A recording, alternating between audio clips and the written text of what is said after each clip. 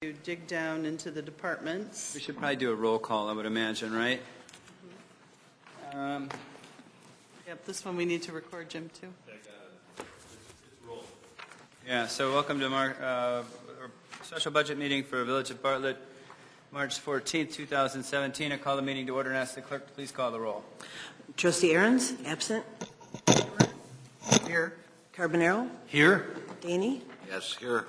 Hopkins, Here. Ranky, absent. President Wallace. Here. All right, with that being said, we will turn it over to our Administrator Paula for our overview of the budget.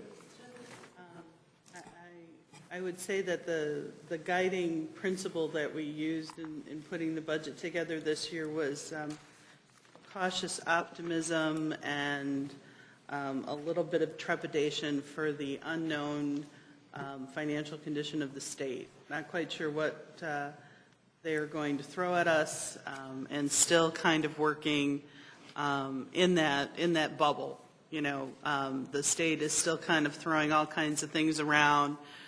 We talk to our lobbyists almost on a daily basis, saying what's the grand bargain mix now, and it changes daily. So we're certainly keeping an eye on that as we move through this process, but there are some bright spots on the horizon, and we're hoping that those get bigger. You'll see in each of the departments, I've asked them to hit the big picture items in their budgets, but you're more than encouraged to ask those detailed questions that you might have for the departments. First up is community development. So we'll turn it over to Jim. Thank you, Paula. Good evening, everyone. This is the community development budget. Community development continues to do projects related to both the strategic plan, our village's land use plan, and our recently approved downtown TOD plan. We are actively promoting both our commercial and industrial parks, areas in the village like Brewster Creek, Blue Heron, and the commercial clusters that we have, both through Facebook with the commercial, ads on TV with our downtown commercial areas, with Comcast, with our industrial ads that we place in the Chicago industrial properties and Benuzzi's Industrial Guide, and it's also following with our marketing plan that the EDC recommended for approval and which the board adopted.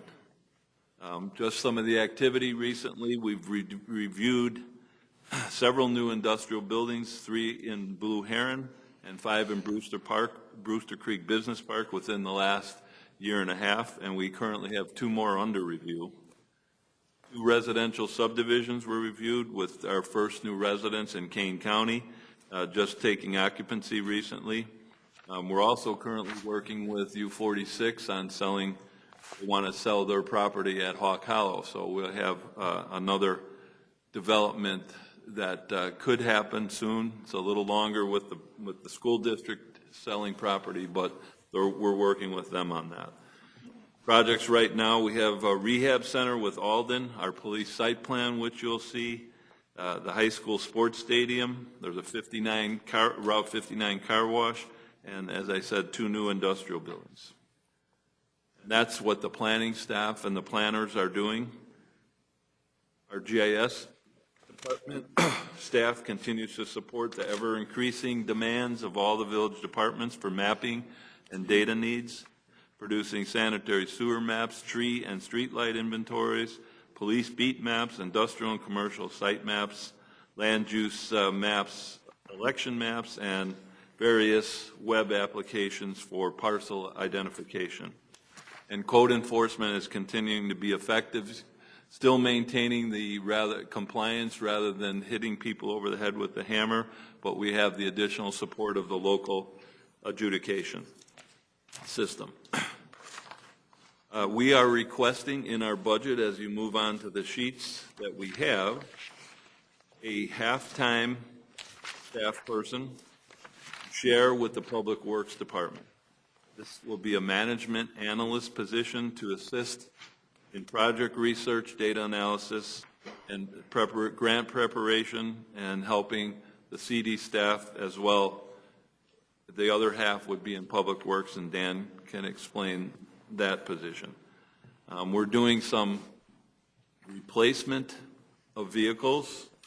We have an old pickup truck, and we're hoping to replace that this year with we're looking at not a pickup truck, but probably a Ford Escape, which is on the state bid list. The truck we have is rusting out, and it's a 2007, I believe. So it's old. And we're going to buy some portable tablets for our field officers, the code enforcement officers, so that they could get tablets that they can punch in their inspections and that. So that's all we're asking for in capital budget. Professional development and associations, the actual memberships and the conferences and that are staying the same for the staff. Some of the professional development that we have is paid for out of our TIF district, particularly where it's with industrial trade shows, and the training for our our economic development coordinator. His economic certification is paid for out of the TIF funds. Some of our GIS services are paid for out of central services, like their memberships in conferences and that. We are continuing to ask for tuition reimbursement for our planner, Angela, to finish up her master's in public administration, and for one of our code officers to start his associate's degree in political science. And the overall budget increase, getting on to the last, which is page 11, we're projecting an actual 1% decrease, but there are some items that have an increase in there. The aforementioned tuition reimbursement in the professional development section. We have budgeted a sum for the Kickstand Classic bike race, which we're working with Active Trans for the second one. So that number is in our advertising amount, and we have not yet gotten agreement with them, but we're anticipating probably our share, 20,000, somewhere in that neighborhood.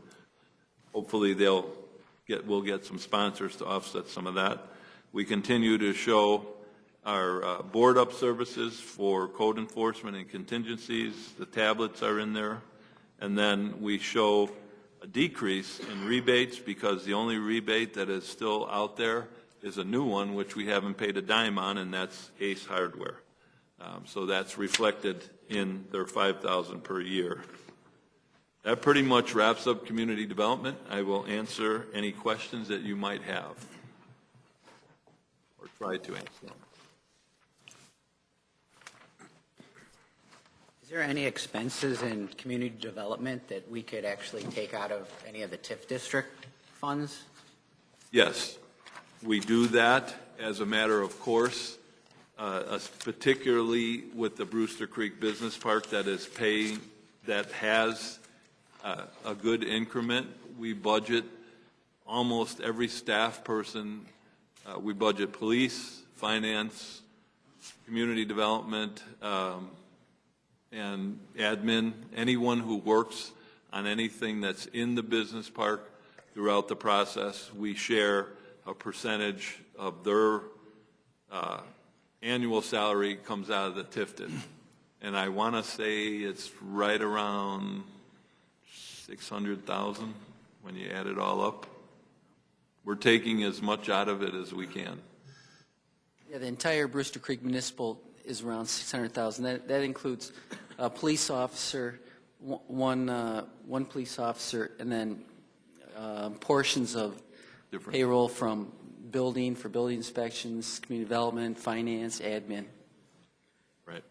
But Jim is also down one code enforcement officer. Yes. We were down one, yes. Sorry That's about that. contributing to the decrease in the overall budget.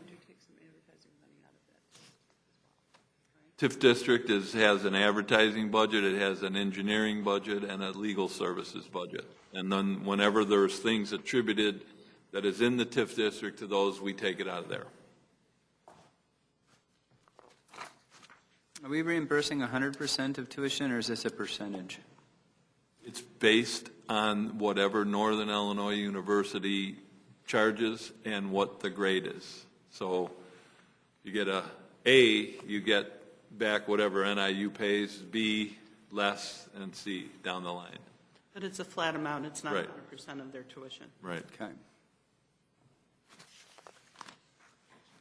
Good. Any- Go ahead. Under the contingencies, the emergency board, cleanup of vacant houses, I know you have a budget for it, but is that something that we get reimbursed from through the court system? No.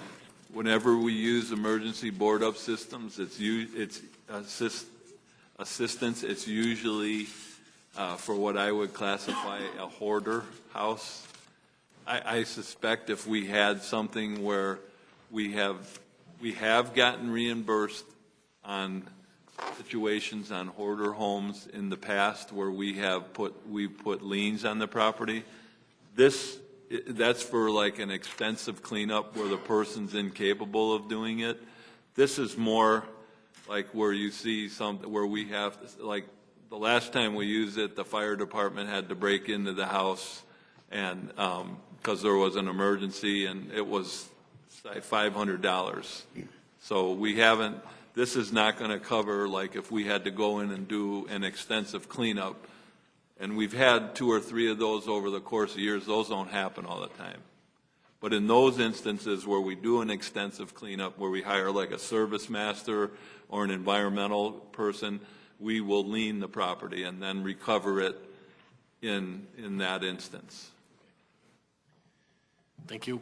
So Jim, when you say you're hiring a part-time person, you're technically, between the two departments, are hiring a full-time employee? Yes. Because otherwise we wouldn't be paying benefits, IRMRF. Right. It's a full-time position, but it's split between 2 departments. That's probably a more accurate the way to say it. Is there any reason why, is it just not plausible to have somebody expected to do that as a part-time position?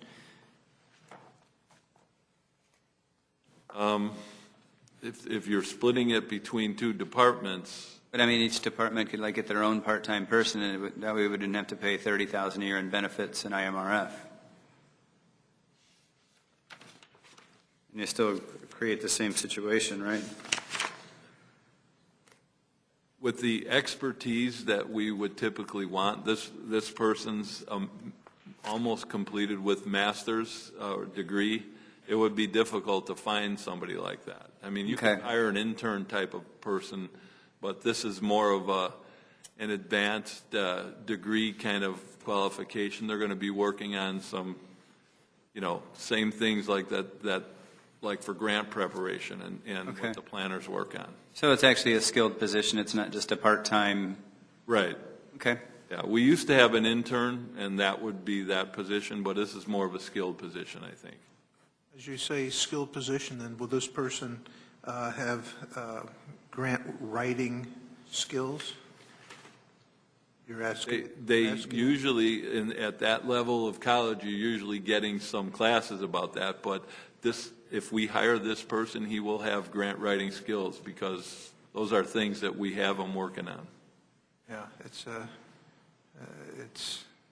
little harder to find somebody that really knows how to do that. Right. But, it's pretty important. It's from other boards I've been on, we tried to find somebody to write grants and bring in income to support the nonprofit. And it's pretty important to find somebody who has actual experience doing that, who can, rather than just somebody coming out of college. But, I get what you pay for, I guess. It's a skill, grant writing. All right. How would that work with union, non-union? This person would not be a union person. Okay. Do we have somebody yet, or do we have somebody hired yet? What we'd like to do is we'd like to take the current intern in both of these positions and just make his split time a permanent position. Oh, gotcha. Okay. Good. Already familiar with our system. Good. Real quick, do you think it's a necessity that we replace this pickup truck? Yes. I see that it's 8 years old and it only has 49,000 miles on it, so it's not really used that much. Is there maybe an opportunity to share a vehicle with another department? It's used regularly, and the problem with it, this one is it's rusting out, and the wheel wells in the back have rust on them, and the door has rust on them, and the pickup truck or a vehicle of that size is good because code officers are picking up a lot of signs and stuff, so that's why it's handy to have that. How big of a truck is it? It's a Dodge Dakota. It's like I don't know if it's what size it is, but it's like the regular pickup trucks you see riding around. I don't know. We'll sell it, right? Chevy S10. We'll probably put it on that auction and sell it. All right. Anything else? Thank you, Jim. Thank you. We're going to have to play a little bit of musical chairs now because our golf course is up next.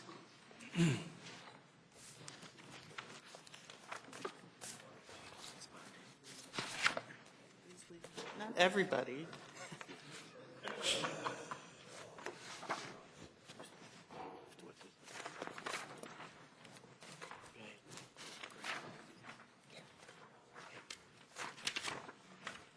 Good evening, everyone.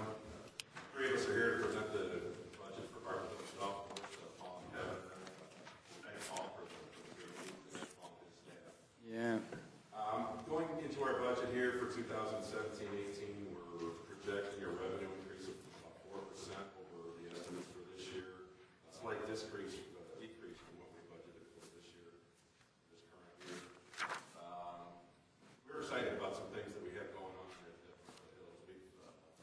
Going into next year, we are already aggressively using our newly created Facebook golf course page, newly created Twitter page, and we're getting some great feedback on that. I'm already seeing people signing up for some of our events through that. We've only been doing that for just a few weeks now. Going forward, we're going to also add the ability for customers to purchase gift cards on our website. We'll be looking forward to that here in the next couple of months. We do not plan to raise golf rates this year. We've kind of reached a point of saturation with golf rates. However, my plans are to increase outing prices and also some of the prepaid offers. We've had some success with substantially raising some of those fees. But it's our feeling that we can no longer raise rates to everything. Also continue our fun with the National Night Out event with Jeff over there. It's a great thing for the community and their LFC. Also our PGA Junior League program will go forward this year. We do anticipate having two teams. We've had one team that goes and competes around here with other area golf courses. We will have two teams this year, so that's looking forward to that.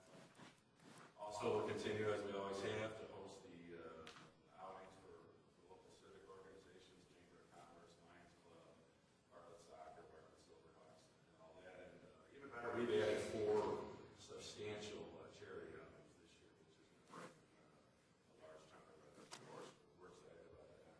Also plan on marketing ourselves a little bit differently. A lot of add-on food and beverage packages. Rather than just reducing golf rates and taking any less money, and try to do some value-added things with that. So we can put a lot of those things as well. Going forward here, new personnel for the golf course next year. I see capital outlay. I am requesting to go to my annual PGA merchandise show. We haven't done that in about 6 years. It's an opportunity. There's about 30,000 people that attend it in Orlando every year. Every golf vendor, anything to do with golf is there. There's a lot of incentives for purchasing there, for merchandise, for the golf shop, a lot of discounting there. They want you to buy there. So there's a nice terms there, a lot of educational opportunities. Just changing the professional association. And at this point, I'll turn it over to Captain. Thank you. If you have any questions. I do have one question. In your budget, is there anything that for the HVAC system that we had discussed earlier? There was some problems with the heating? That's in the process of being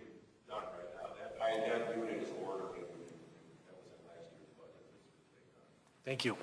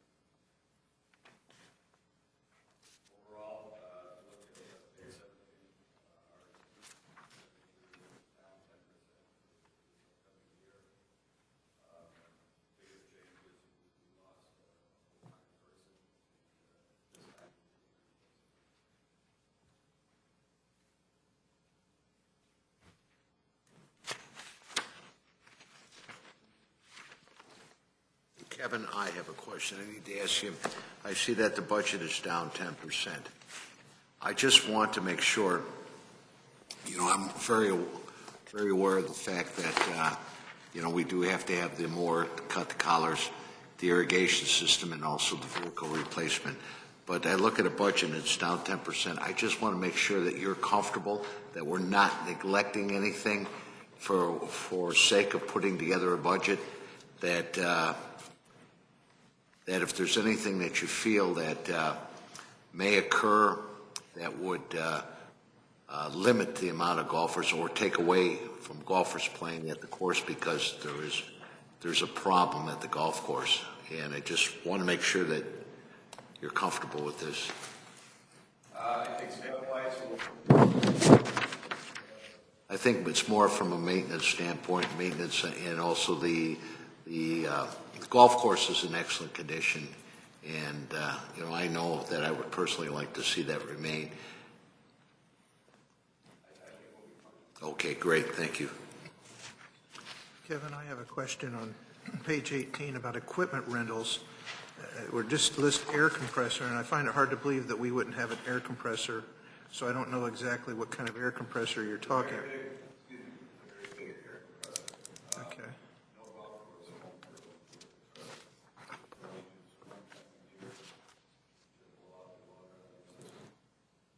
That's it, huh? So otherwise you bring it, so you're using it to season your sprinklers, right? Yeah. Okay. All right. They blow the water up.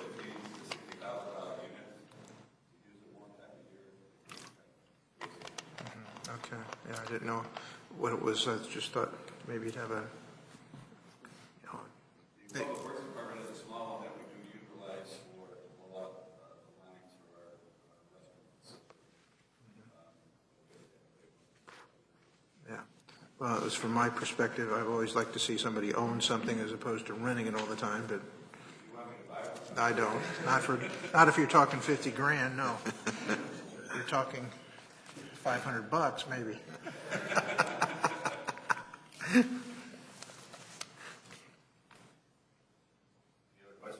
Good. Just some obscure one, might be for Kevin or Phil. I guess I always thought that the what's it called? the beverage cart was something that we owned. Well, we don't. We lease that, huh? How much could one of those cost? Because we've had it since 2014, so we've paid we probably paid $13,000 for a cart. I'm just wondering if we want to look into maybe, because we're going to have it every summer. Perfect.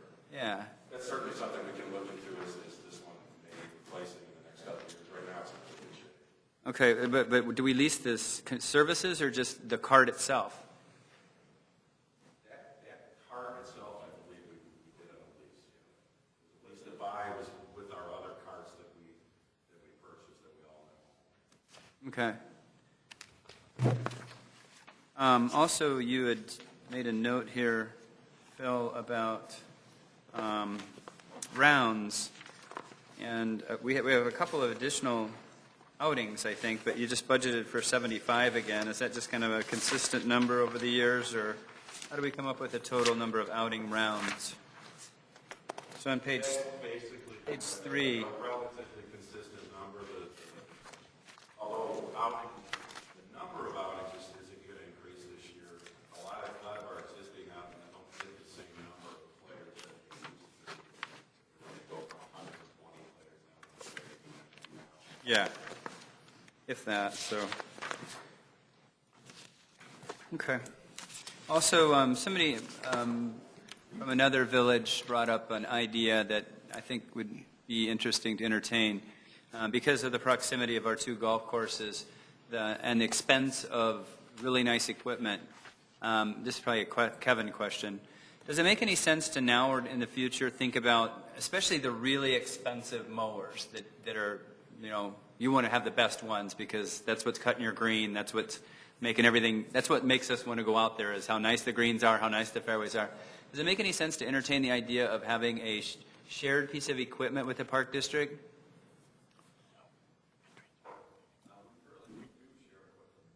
Do you? Is that mic on? Okay.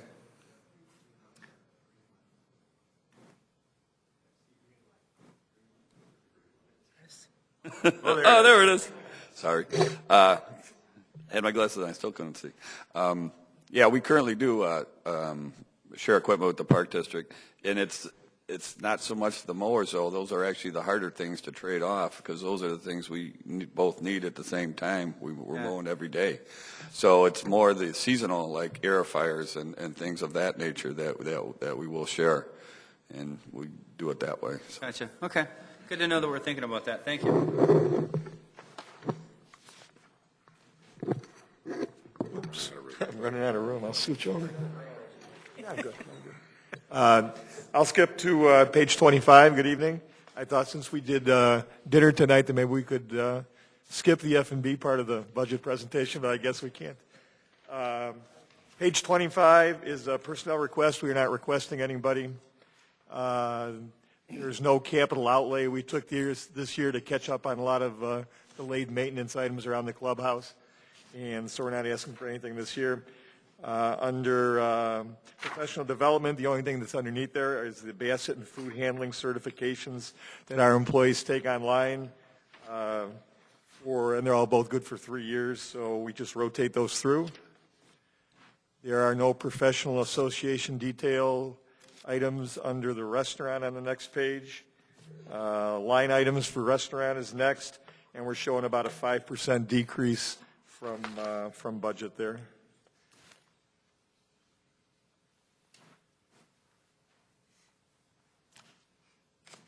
Moving along to banquets on page 32, we do not have any capital outlay requests there. The same basket and food handling certifications are under professional developments for the same amount under banquet. Banquet line items are next over in there. Looks like 9% were down, mostly through reduction of hourly staff there on the beginning.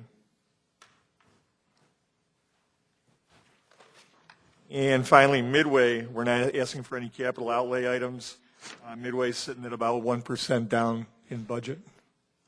And if you have any questions, I'd be more than happy to try to answer. I have a couple of questions I wanted to ask. I don't know who's going to address this, but we were all at Bartlett Hills. We walked around. This has to do specifically with the building. I know we're working on the HVAC system, correct? That was all part of the budget. That's all been taken care of, right? And I know we're having some problems with that roof. What are we doing with that? We're currently getting some prices on roofs, on some roofs, and then that'll have to go out to bid in all likelihood. That's a pretty big ticket item. But yes, that's being addressed. I'm sorry? That is being addressed, yes. Okay. In this current budget. All right, so we're okay with that. And Paul, I wanted to ask you, with the linen service, $11,500. Have we ever thought, we have staff there now, have we ever thought about washer and dryer downstairs and doing our own linen? We do our own linen, like for the chair covers. There's certain things you have to get in that have to come in a certain state as far as nicely creased and the whole deal. There's stuff like chair covers, kitchen towels. We probably do about, even with that expense that's in there, we probably do about 75% of it in-house anyway. Yeah, and I guess some of that would also be have to be at the for particular weddings. Would that be correct? That's all the different table runners, sashes for on the chairs that people would rent. Yeah. The different colored black tablecloths versus ivory versus whatever. So yeah, that's just that's an expense. We pass the cost on to them also. Yeah. It's funny. A number of people have asked me about that, and I've never really even thought about it until I just happened to spot it again, linen service. So that's why I want. I'll bring you downstairs. You can watch that in action. I'll tell you what. I'd rather play around with my laptop.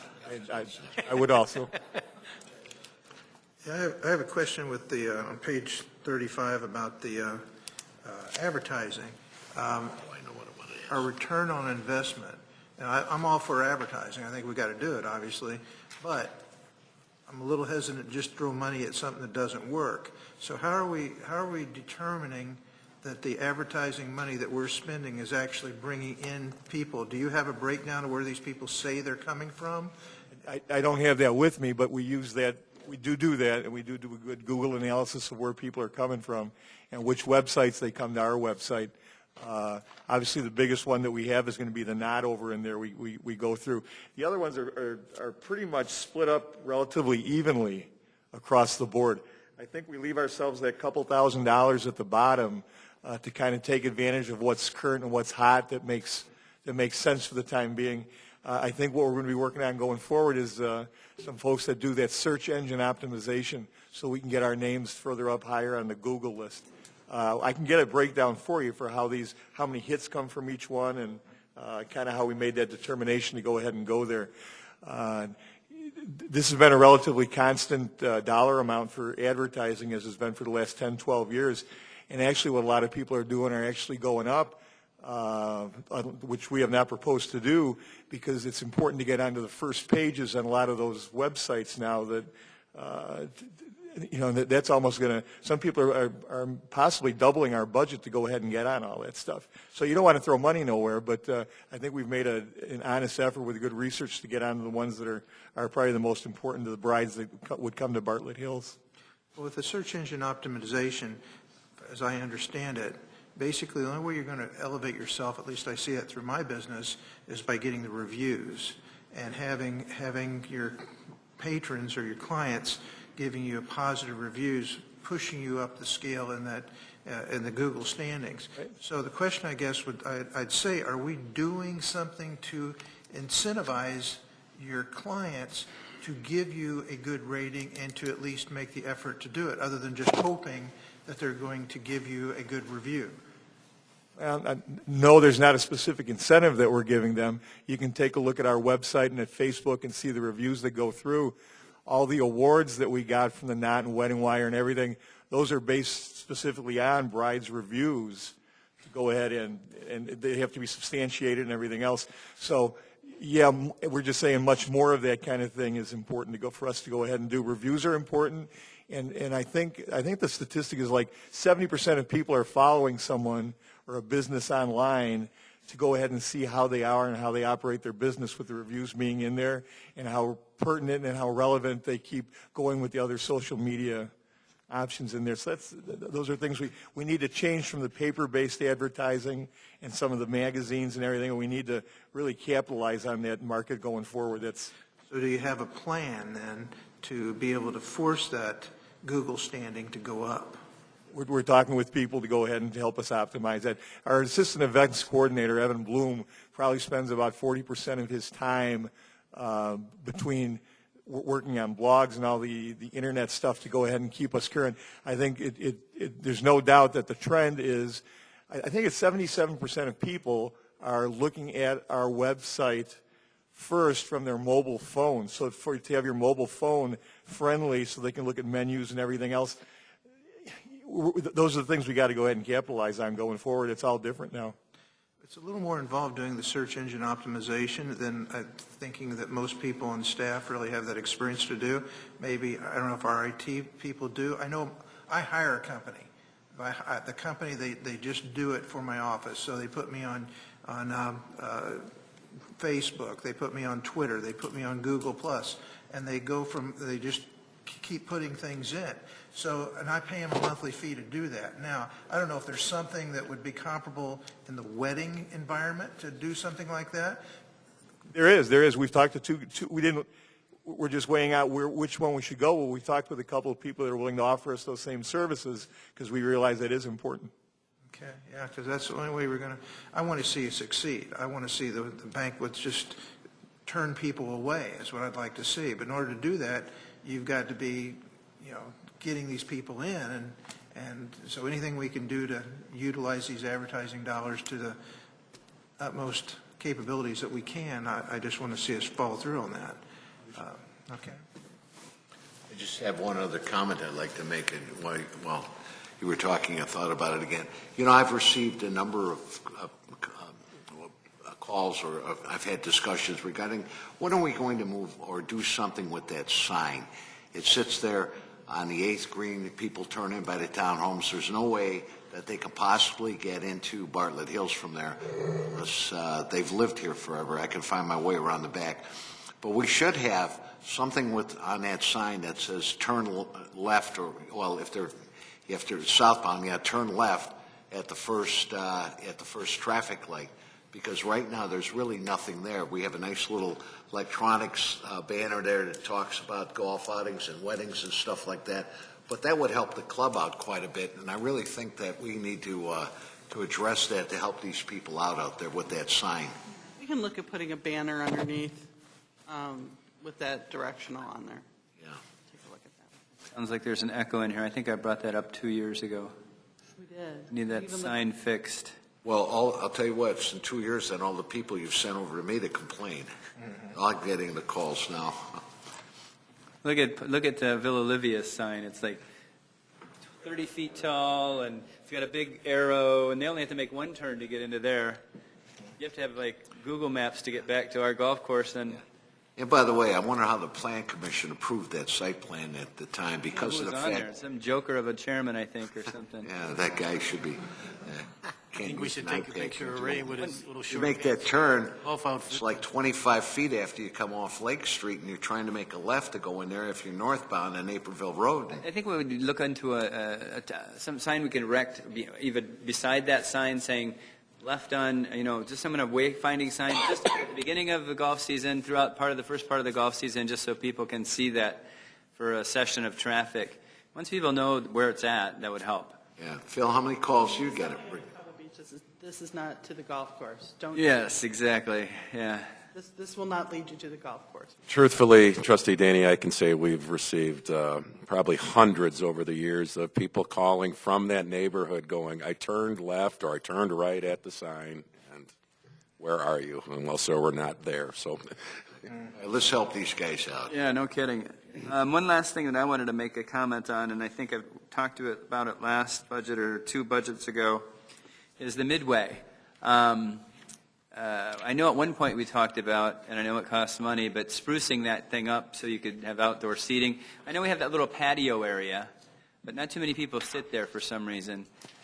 So I would encourage you all to kind of think about how we can make that Midway more inviting, so when people are standing around, they can sit down, have a beer, waiting for their tea time.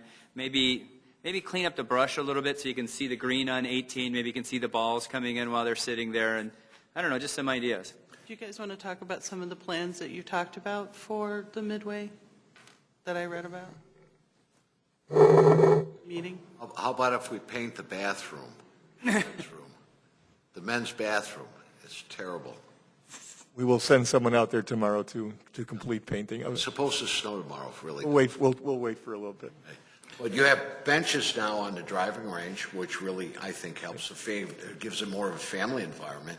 You know, you can bring children out there and your wife and whatnot. Well, I was just going to comment on that. It says benches on page 24. Right. Well, I was just thinking, and this isn't something that it's not a money issue. It's a issue of community involvement.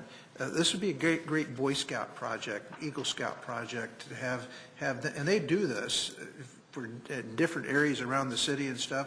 They will take a project on and build your benches for you if you ever had an interest in doing something like that. It gets the scouts involved. It's a community thing. I've always been involved. Well, I haven't always. I mean, when kids were young, they were involved with scouts, and we did all these things. And you know, it's not going to save much money, but you'd be surprised what kind of, you know, investment that does in these organizations when they say, hey, the golf course wants us to come up with an Eagle Scout project. I don't know. Just a thought. It's a good thought. We'd be happy to research it a little bit, and anything that keeps the community involved and makes it pertinent for them to be out there is important, I believe. Right. I mean, get young kids that build a golf bench or a bench on the golf course. Maybe they said, hey, maybe I ought to try to play golf. Who knows? We occasionally get calls from scouts looking for Eagle projects. Right. Send them your way. You know, if you know, we just had a kind of a little meeting at the golf course to kind of just. We have a plan, we have strategy to go ahead and what we're going to do. It's not, we're not aimlessly going through it. The most important thing is the flawless execution of all the golf events and banquets, because word of mouth advertising is cheapest and the most important you can probably get, and they'll be doing those reviews for you and everything else that are so necessary. We just completed a tiered wedding package, offering the Cadillac of weddings to people, and those brides are still spending the large amount of money, is what research says. So we'll be able to change our marketing to the people that have a little more cash to go ahead and do that. We're going to be working again like league specials, giving them out to the people running the leagues with cart signs. We're going to work on a meal deal down at the Midway, like at all the fast food places. Buy two, get a drink free. We're going to increase signage out there so that people know that building isn't just the two restrooms out there, that we sell stuff inside, and that it's pertinent and they can spend some extra cash before Great they take idea. off. Quinceanera and cotillion packages, as weddings are getting a little bit further down the road. We're going to open ourselves up for more of that. Craft beer, draft beer, we're going to change from 3 draft beers to having 8 this year. And a lot of them are going to be the higher end craft beers that we should be able to get a higher dollar amount for, and increasing our average checks. We have a cooler in the pro shop offering soft drinks and water for times early in the morning when there may not be staff available. That should have an impact. We're going to think about some themed dinner nights that you see at all the restaurants revolving around a specific beer or some kind of a liquor. Those have been successful.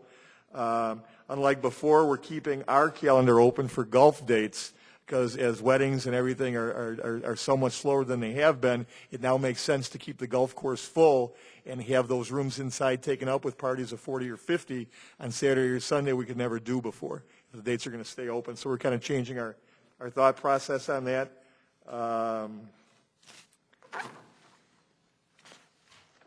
It's just a few of the things that we're working on. Good, it's all good. And I commend you. The food out there is outstanding. The course is in great shape, and you're reducing the cost. That's excellent job. Thank you. I have one thing to add. The three of you sitting here tonight are in charge of one of the most wonderful resources that our village has. And I want to tell you that I echo what Mayor Wallace just said, because I'll tell you what, the compliments that I hear about the quality of food, the condition of the golf course, and the speed of play, it's been remarkable. And I think the three of you have done an outstanding job since you've taken over and done everything. So I'd like to thank you very much. Okay. Paul, we had talked about this maybe a couple of years ago, and the reason that I'm re-bringing this up is I do have a sister-in-law in town who is a wedding planner. It needs to have some panache to it in order for a big wedding to come there. The woman's locker room is a locker room.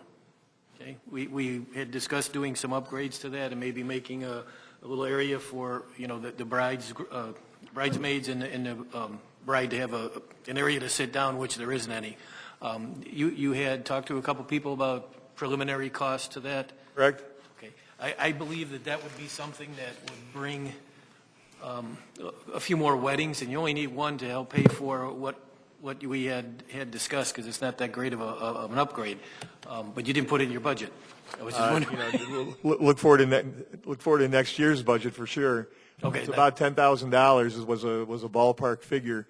I think that would go along well with that tiered menu and trying to get the bride with a little higher budget.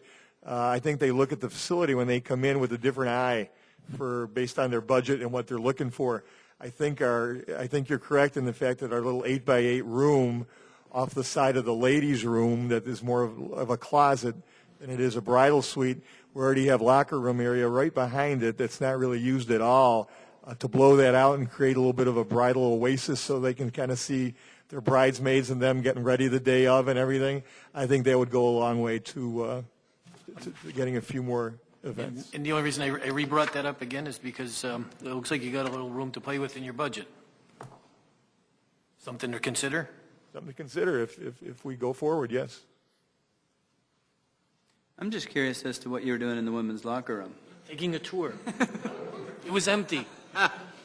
We spent quite a bit of time in there for what it's worth. Always with me.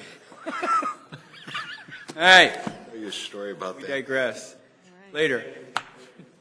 Thank you, gentlemen. Next Great job, guys. Great job. up, we'll bring back Chris and services budget and finance.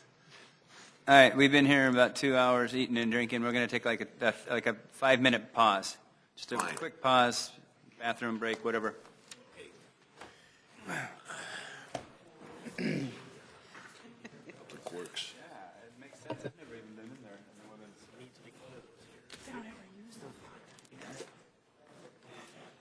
It's small because there's a storage room back there. They want to have them that want to put a chair in there for the girls and the couch. Well, they're putting their makeup on and the rest of that. Whatever they do in here, I don't know. Right, Lorna? Jacket is this? I'm sorry. We got PD, admin, building, and PW. We're going to do all those tonight. Depends on you. See how fast you go.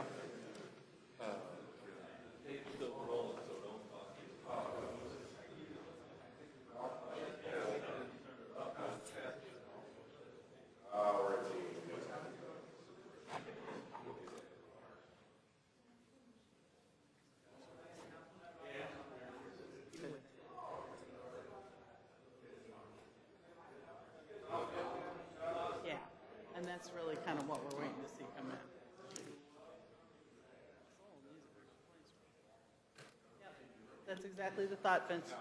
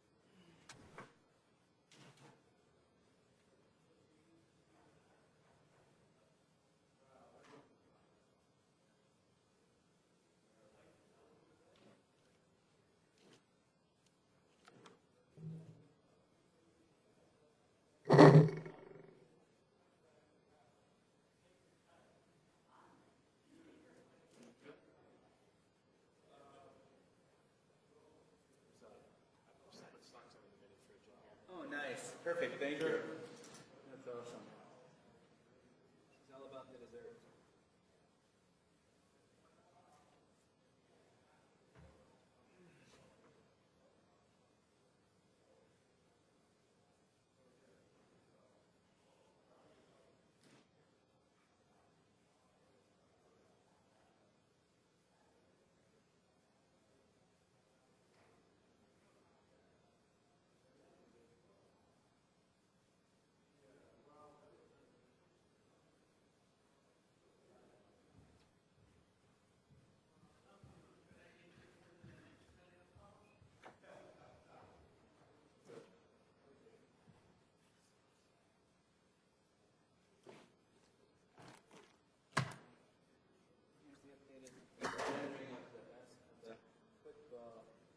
Bartlett Activity Center.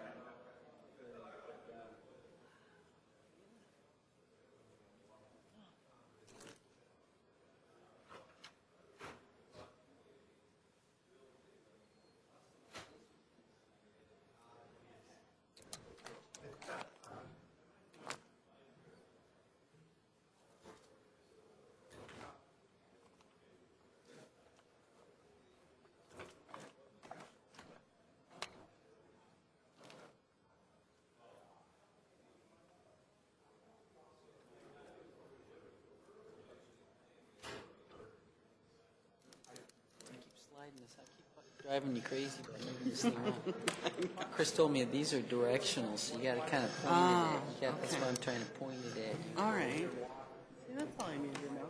Because I keep shoving it back. Are you okay? I'm good, thanks.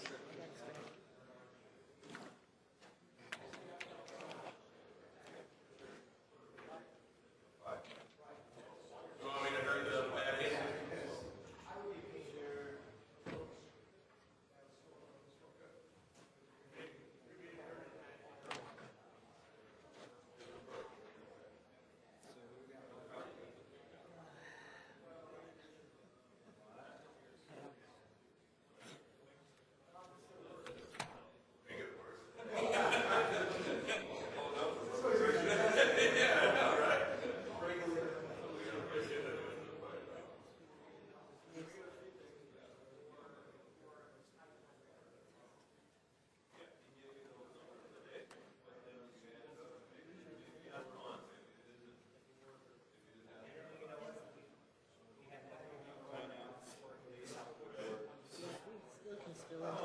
Board meeting next week, but it's really a big agenda.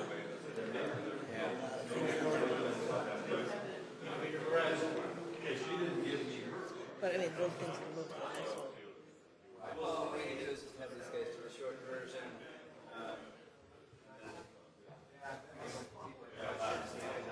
Bring it up on the.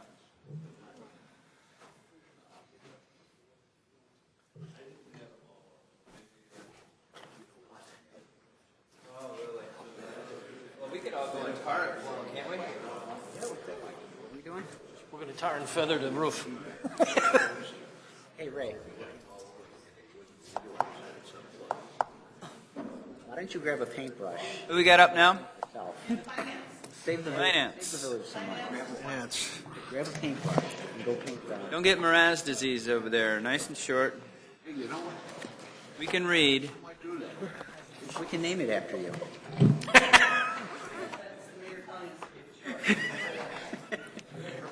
These dumpsters. It rhymes. Okay, ready? Yep. All right, I talked enough last week, so you're right. Keep it short. Yeah. Oops. I don't have any. I'm keeping it short. No, I don't have any. The finance department, again, it consists of accounting, utility billing, human resources, information technology department, and the main office. And not as many exciting things going on in finance as golf, but our two big things are the audit, in the financial audit in the summer, and the budget in the winter. So this is the budget season for us.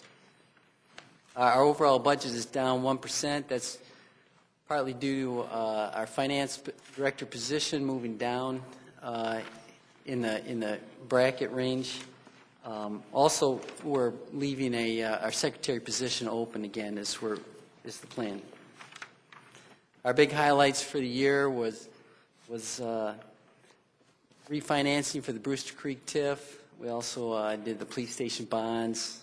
The big thing coming up will be the DuPage Water Commission financing, working with that, also with the police station payouts and monitoring all that in the next couple of years. We had one, the HR department worked with the Public Works in the union agreement, and I believe police union will be coming up.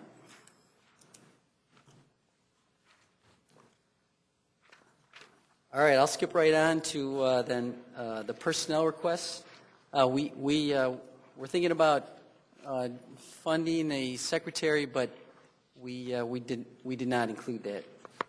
As far as capital outlay, the one item that we do need to replace is an ID card printer. And our current little printer is in with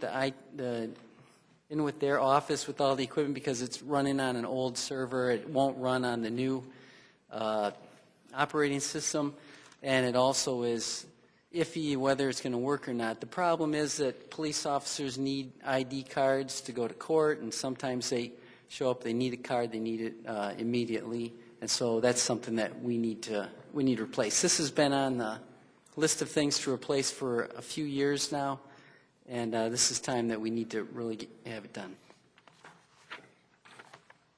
As far as professional development, these are the normal thing. The big thing of the year is I go down to the state conference.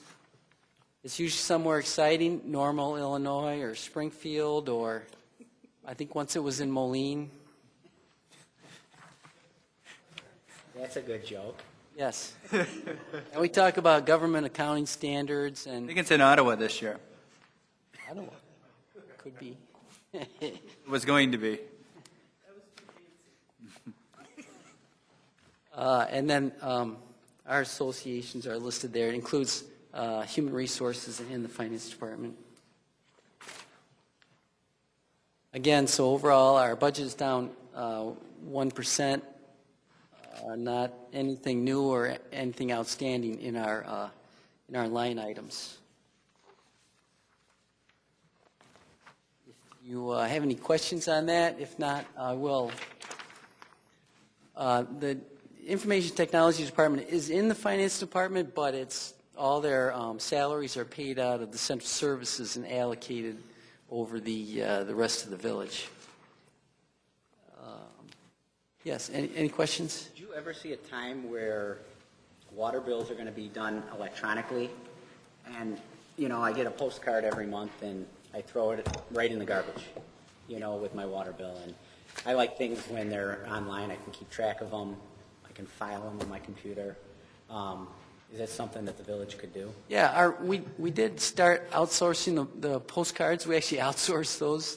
And the company that we're with has the capability of setting up online, can email them, can take payments, from that. So that is something that we are looking at. I know that we talked about that recently, is figuring out if we wanted to do that through our billing system. It's a possibility we could just set it up through our billing system, and then you'd have to buy the module and do an upgrade actually to a different system in our billing system, or we could do it with our bill printing vendor right now, and it would actually be pretty reasonable and something that we are going to move on. I'm not saying this, I actually am, but banks and everyone else are charging a monthly fee to send the actual bill by mail now. And if you get it electronically, they waive that fee. Is it something that could be a cost savings to us? Or a revenue generator? Yeah, the biggest cost in sending the bills is the postage, and so if we don't have to send the bills, we would save. We would probably be able to save a little if you can get people to switch over to the email, because it's 25 cents a postcard just for postage, and then it's another 6 cents to print it. So we could save. Not everybody wants to go to just the email, though. A lot of them want to get the email and they want it mailed to you, but we could say, look, you either get it emailed or not. But we will, we are moving in that direction, and we're going to do something with that. Thank you. Maybe something we can put in a Bartlett letter and let people know, give them a heads up, that there's an opportunity to select an option to get an email bill futuristically. Yeah, we're not there yet, but They'll want to set it up. Oh, I thought we were leaning towards doing that. That's why I said. He's costing it out. Okay. Costing it out and looking at which option might be the best to do it, but it's definitely something that's on our horizon. Okay. And if he's throwing out his water bill, I'd like to find out if he's paid up to date, because, you know. Automated. I haven't had any problems with any trustees on the list for a number of years. You'd be surprised. My wife gets very nervous when she said auto pay on the water bill. What does that mean? I still don't understand how it needs 5,000 gallons a month. I just don't get it. That's low. My daughter uses 5,000 gallons of shower. Trustee Carbonaro brought up the BART letter, and that's another thing that I would rather get electronically. I'd rather get an email sent to me rather than the village sending it to my house, because it ends up Costs in a money. pile, and I would rather have it electronically. So is there a way for residents to opt out of it and maybe save on some postage? I know it's not a large amount of money. No, I think Todd was going to say what I was. Those are mailed out by saturation mailing. There's your name and address is not on there. They just every house in the town. So I feel that there would probably be a large amount of residents that would opt out of it. We would have to pick out, the address, and I think it becomes a little, it's kind of like picking needles out of haystacks, where we can saturate mail. It's not that expensive. We're still hitting, there's a large segment of our residents that like to have it in their hands. They bring it in. We have like a 90% readership on the BART letter. Yeah, it's big time. We do send out parts of it electronically, so that if you're on our, e-blast lists or on those things, you are getting parts of the BART letter electronically. I don't know if we can move entirely to electronic. I think the BART letter is something that, from my experience, the vast majority of residents enjoy getting, believe it or not, physically. So I think that's a ways down the road versus the water bill thing. Would be my experience. Yeah, we can take a look at it, though. We're doing all these focus groups coming up in the summer, so that may be something we can talk about. How do you like us to communicate with you? Hey. Thank you. I'm going to turn it over to Chris then. He's going to go over some capital outlay equipment purchases in the Central Services Fund. As you all know, the Central Services Fund is really, it's not just IT, it funds everything that's not really attributable to a single department. So everything from building maintenance to janitorial services to everything else. I won't talk about what percentage our budget went up this year, but if you weren't looking at the capital, it didn't really go up much at all, if at all. But as Todd said, I'll start with the capital items. And the first one is, the biggest one, of course. This is something we asked for last year. Internally, we've been asking for it longer than that. Our existing phone system, 18 years old, there's absolutely no support from the manufacturer. Anytime something breaks, we can only find used parts. Sometimes it takes 2 or 3 of those used parts to actually find a used part that works and fixes it. Our phone system vendor will no longer offer us a support agreement on our voicemail system because he says it's just unsupportable. Our phones we currently purchase off of eBay, if we can find them on eBay for sale. And honestly, if we were to have a major malfunction of our phone equipment, we may be out without phones completely for however long it would take to implement a new phone system, which minimum would be 6 to 12 weeks. Has everybody seen a village phone? Everybody on the board? Have you been in an office and actually looked at one of the phones? I'd encourage you to do so. That's all you really have to do is just have them come in and look at one. Gray whiskers on them. So if you replace one phone, you're going to have to replace them. Well, we're looking at right now, we want to do a comprehensive replacement because all the phone systems at Public Works, Village Hall, Police, and Bartlett Hills are all ancient. And what we'd like to do is replace everything at once with a nice unified system that will tie all the systems together, a single management interface for all of them.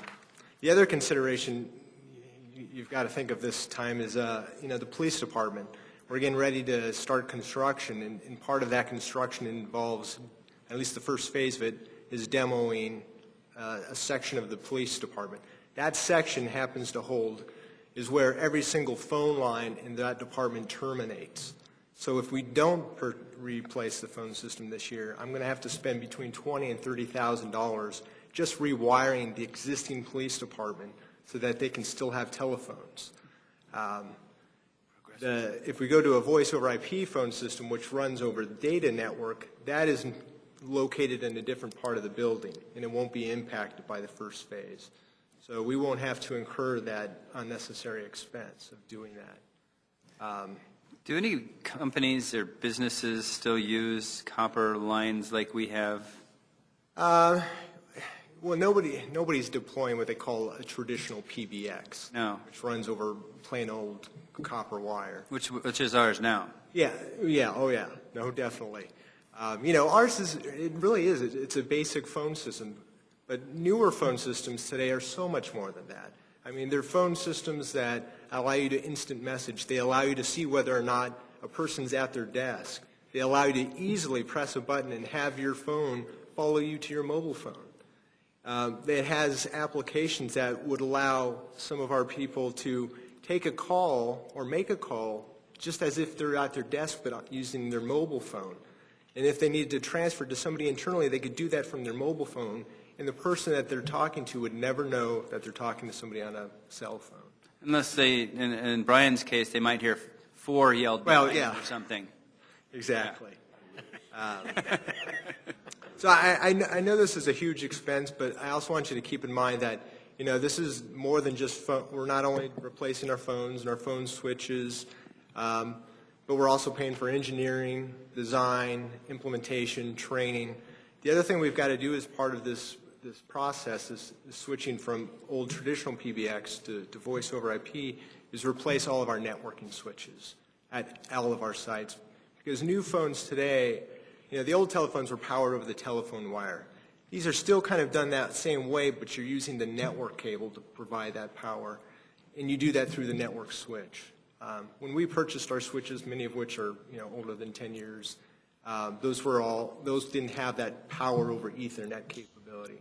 So we need to replace that. So that's a quarter of that budget right there as well.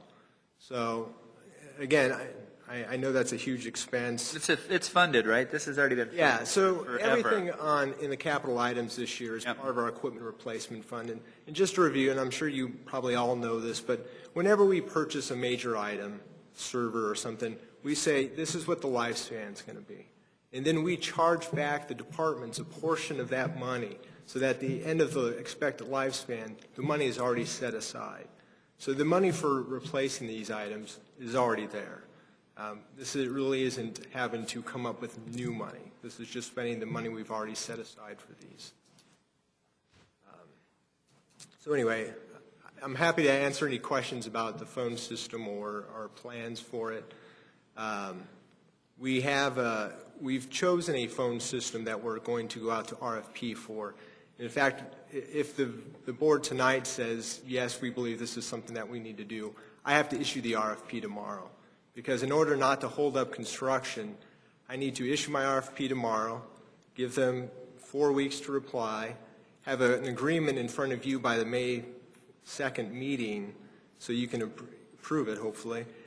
And that gives them just under 60 days to actually come in and implement the whole thing and for us to cut over so that we don't hold them up. Because right now, we couldn't go forward without either rewiring the police department or implementing a phone system. Yeah. This is not going to go out to bid then? This is definitely, well, we're going to do an RFP. It's a little complicated just to do a straight bid, only because you need to, we've come up with a design internally. So we're asking for specific parts, but I don't want to have the person say, okay, here's exactly what you asked for. I need to be able to say, have them evaluate our design, and if they find a flaw in it, be able to correct it. Because I don't want to just, I've done what I can. I've done the research, but there's always a possibility that somebody's going to point out something that I didn't anticipate. So we want the ability to do an RFP. Believe me, we'll get plenty of responses on this, and it'll be competitive. The other thing we've put in that will go into my RFP is I don't know if you've ever heard of WSCA, or it's the Western State Alliance, but it's made up of multiple states, and they go out to bid for something, and they come up with a master contract. Because the state of Illinois isn't a member of WSCA, we can't buy directly off that contract without going out to at least RFP. However, I've put in the RFP that they must meet or exceed the discount that WSCA is offering. So if they come back and they haven't met that discount, you can approve us to buy off the WSCA contract, and then we will make sure we get that discount. So we will make every effort to bring this. And the other thing I want to tell you is that this budget is based almost upon list price. So I would expect at minimum 20%, maybe up to 30% for the project to be less than what we're asking for the budget. And believe me, if we don't need to spend what we've budgeted for, we don't find ways to spend it. Todd, Jeff, and Kathy Booth, our previous finance directors, will attest to my frugality when it comes to my budget. I kind of take pride in the fact that we try to underspend. So, Trish, you probably already said this in the context of what you were saying, and I probably just didn't, kind of went over my head probably. But these new phone systems, when would this be implemented? My goal is to have it cut over by June 30th. Now, so what you're saying is that then there would be new phones put into the police station as well? Yeah, but keep in mind, the phones will be movable. I mean, it's not like we're doing any kind of changes that we're making to the building. That's the last thing I want to do is have to make any changes to it. Well, yeah, that's what I'm concerned about. Yeah. What about the wiring and stuff? This isn't all going to be wireless. So, They're all Cat5 wired. They're not running phone wires. There might be a couple. So the phones run off the same network cabling as the computers. So if there's a computer there, we can easily hook up a phone there. They'll share the same cable. There may be 2 or 3 rooms where we don't have a computer near there that we may have to run, but we're not planning on spending much. I'll work with Patrick, and we'll identify the just absolute necessity ones that must be rewired if we have to go that route. Because what I don't want to see, and what I will not be happy to see, is that we build a new police station, and then this is another expense that we've got to have to do some sort of infrastructure into the building to bring this in. Definitely We should have waited until we knew what we were going to need. I would not do that. And since I'm on a rant here, the one thing you have that isn't funded is the copier for the finance department. And I know you said it's been requested the last 2 years. How many copiers do we need in the village administration, and how many do we have? At $21,000 a piece, can they be shared? Well, the departments are fairly spread out. I mean, you can go take a look at where the copier is in finance as compared to the next closest copier, which is in the main office, which is not a $21,000 copier. It's probably a $6,000 copier.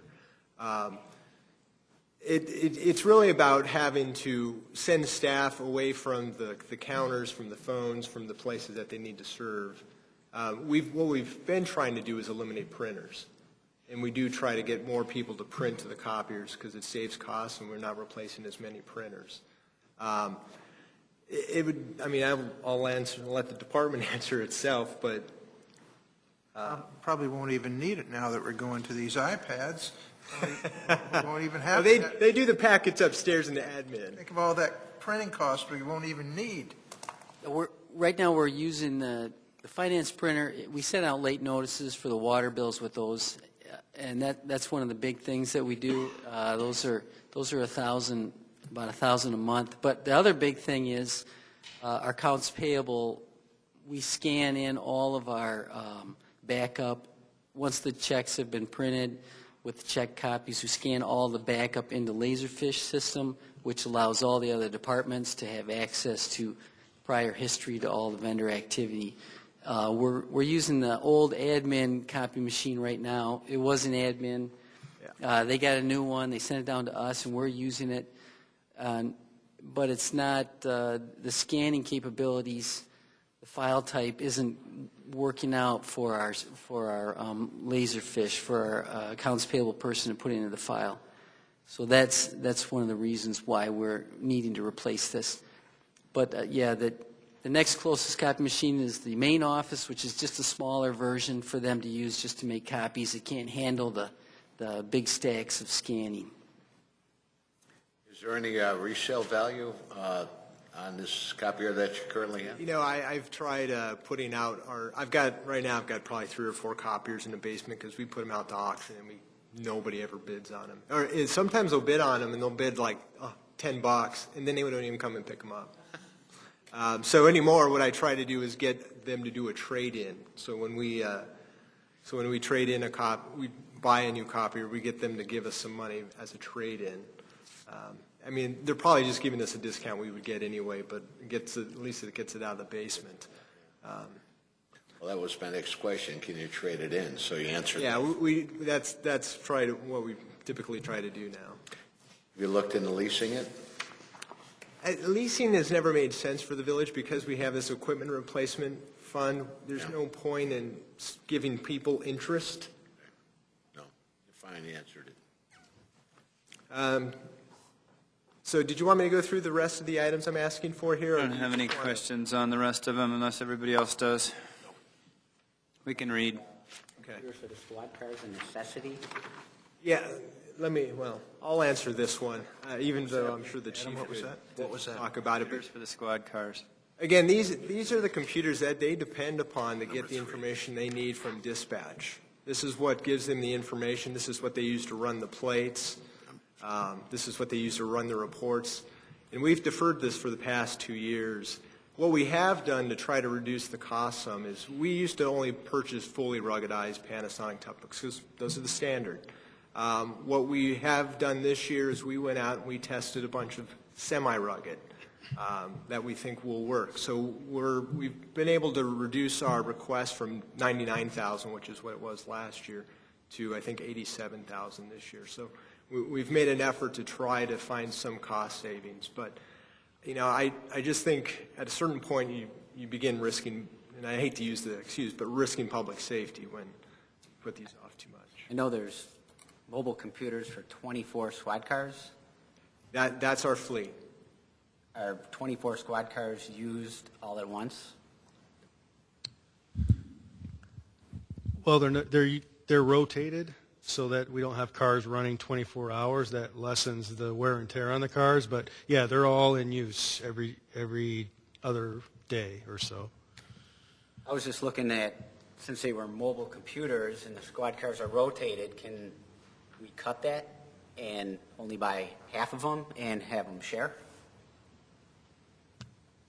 Have them share? The mobile computers? I suppose depending on what you buy. The problem is we have docking stations for a certain type of computer. Well, they'll all be the same. I mean, they'll all go into the same docking station. I think what you risk, though, Trustee Hopkins, is the fact that we do have downtime. You know, they do break down, and we do end up having to send them out, or the officer suddenly has a software glitch. And right now, what they can do is they have a problem, they can jump in one of the squads that isn't being used that day or that night. I think if we have in the numbers that we have, then you're putting us at possibly having an inability to respond, especially if we have a big event where we're bringing a lot of officers in, and suddenly we don't have it. I feel for what you're saying. I mean, it seems like a lot of, you know, it's the same thing for how we have so many cars, but, you know, when you need the people to be able to respond, you kind of need them to be able to respond. And as far as the sharing, that's what I was going to say too. When we do have a big event and all the cars are on the street, they all need to have a computer in it. So the sharing part of it, I don't think would really work out. It's budgeted for 87,000? Is this? That's down from 99. From 99? Is this going to be sent out to bid? Yes, it will. What is the life expectancy of these computers? Well, in the past, it was 3 years. Now it's 5 years. I think a good compromise would be 4 years, but we'll evaluate it, and it depends on you. So we can adjust our configuration to kind of extend the life, which is what we've kind of done with the desktops. So if we wait another year, we're going to get 5 years out of the way? Well, no, we've already gotten 5 years. Oh, okay, so it'd make it 6. I really would hesitate to push it any farther. Okay, and this is already funded through the Equipment Replacement Fund? Correct. Okay. So we just wouldn't want to buy each squad car an iPhone and put it right up front. Taking pictures, license plates, probably wouldn't work. Probably not. Although I will mention that with our new phone system, we are looking at putting soft phones on the computer. So right now, if somebody has a question about a police report, the officer has to drive into the station, get out of the squad, come into the station, and call the person. We're looking at implementing the soft phones, which would be installed on the computer, so that it would allow actually to make a phone call and receive phone calls. So they would no longer have to necessarily come back into the station for that. What about the desktop computers? How many are we? We're looking at replacing 1/3. Again, for how many is that? That is, it's about 34. 40. No, about 37, 39, somewhere around there. How old are they? They are 4 years old. Again, the biggest expense that the village has is its employees. We pay more for personnel than anything else. And everyone who has a computer uses their computer to accomplish their job. And I don't know if you've ever experienced the situation where you've been on the phone with customer service or been somewhere where they're like, oh, I'm sorry it's taking so long, but my computer's not working right. So, we have a 4-year replacement cycle. It used to be 3 years. For many years it was 3 years, and we've extended it. But, it's one of those things that can either become an obstacle for an employee or it can be an asset for an employee. So I think it's, really critical to try to keep our technology fresh and up to date. So, how key do you think it is to have desktops? I know a lot of companies are going strictly to tablets and laptops, and that's typically what they use now, and they can take it into their meetings, and it's multifunctional. And laptops are more expensive. I mean, if you're buying a quality laptop, you're going to pay more than you are for a desktop, and most of our employees are working at a workstation. I think that the thing you're probably going to see in the future, and it's not quite ready yet, but eventually you're going to get rid of desktops, and you're going to replace them with these little cubes that you just plug a keyboard and a monitor, and all the desktop operating systems run virtualized off a server in a server room. There's some agencies, that have much bigger IT staffs and much bigger IT budgets that are playing in that area. For us, we always take a conservative route. I mean, we don't have the money to experiment, so we wait for other people to figure out how to do it best, and then we adopt it, same as we did with server virtualization. But that's where we're moving towards. I think that makes more sense. You're right. I mean, we are, moving to some tablets, and, I'm sure we'll deploy more of them. But at this point, most of the people that work in one spot, there's just not a use for it. Yeah, it was more expensive. So if we could give her a bigger monitor. If we go to this new phone system where you're going to change the switches, we have replaced 1/3 of our computers a couple years ago. Here's another third. Are they going to be able to work with the upgraded switches? The switching is just, the real reason we're replacing the network switches is just to have that power over the Ethernet. But yeah, the switches They just do networking. Because the ones you're replacing now probably have what, 1 meg card, not a gig? Network card? Very true. So is there anything funded in the police facility budget for phone systems? So that once we switch over there, will there be a cost savings? What he was just talking about with the, I'm sorry, I'm not sure I understood the question, trustee. There is a budget in the building for a phone system in the police. Oh, yeah, well, we're replacing all the phone systems at Village Hall, Police, Public Works, and Golf. I will say up front that, in this budget is enough phones to replace what phones they have now. So if they add more workstations, they're going to have to budget in a future year for more phones, because that's just not part of my plan right now. Very good. Thank you, Chris. Is that everything in central services? yeah. I mean, I'm willing to go, I just didn't know how much time you want. I've already taken up quite a bit. So, Okay. What about service agreements? sure, we can talk service agreements.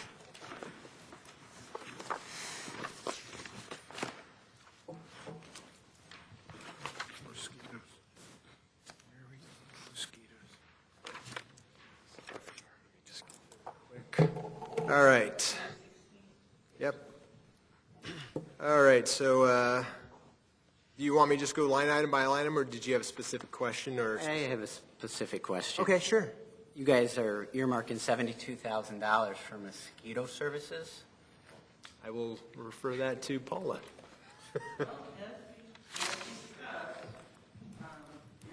That is what we pay to Clark for mosquito services. We kept that in the budget. We've discussed the difficulties in breaking out that payment and sending it off to the black hole of Cook County in hopes that they could somehow figure out a way to cut the checks, and we're doubtful that they will do that. So I'm reluctant to write that check. The forest preserves are now going to start treating for mosquitoes, which is something they have not done in the past. So we may want to not treat for mosquitoes and see what happens. I will say West Nile virus is ticking back up, or that's what the county health departments are telling us, and of course people are concerned about Zika, so I don't know how comfortable people would be with not spraying for mosquitoes, but there are towns that do it. They say, look, we'll let, the mosquito abatement district do their job, we'll let the forest preserves deals with their properties, and wear the off in between. I'll have to agree with you that, it could be a black hole sending money to Cook County. And I know our attorney mentioned that sometime in the near future, though, their computer systems are going to be able to actually calculate it and send that money out. So I still think we should budget for mosquito services for Cook County. I think it should be included in the budget, and when Cook County does figure out how to abate that amount, it should get abated. So I think we should add whatever the dollar amount is for mosquito services for Cook County. I could do that. We could also check with Cook County and see what the time frame is on their system, too. Yeah, their system, even if it's, 5 or 10 years out, it should be in a fund, so in 10 years, that money should be sent back to the residents. Like a mosquito replacement fund. There you go. Okay, let us take a look at that. Like donating blood? That's all I had in service agreements. Thank you. All right, anybody else have any comments on the other items that we have here in central services? I'm sure we've all looked at them very closely. And I would just reiterate that the phone system really isn't something that we can wait on. I said that 4 years ago when I walked into my office. Right. It's not something that we can wait on. It should have been happening 2 or 3 years ago, if not 5 years ago, before we were ever here. So It's a buggy whip. yeah. Time to go. Crazy. So Just make sure we do it good so it lasts a long time. Thank you, Chris. I got 17 years out of the last one. 18 years. Who we got next? Police. All right. All right, good evening. This year's budget is a proposed increase by 1%, and that's primarily due to increased personnel costs. We're not currently asking for any additional personnel in the next fiscal year. I'll just go through a few action steps here real quick. Construction for the new police department is slated to begin July 5th, tentatively right now, which is kind of why Chris is trying to get the phone thing done as soon as possible. And as that project moves along, we'll try and keep that on schedule and within the budget. The village's emergency operations plan is due to be updated and recertified in 2017, so you'll see that at some point within this next year. And we achieved storm-ready community status about a year ago, and that's a 3-year process, so we'll be going through that process again in 2019, so until then we'll stay up to date on what we need to do to reattain that reaccreditation.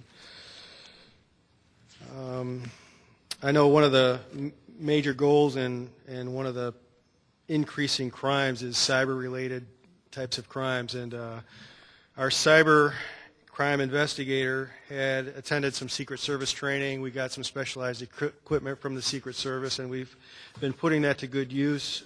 He's very involved in Illinois crimes against children and has been involved in solving some high-profile cases regarding internet crimes against children. So that's something we'll stay involved with.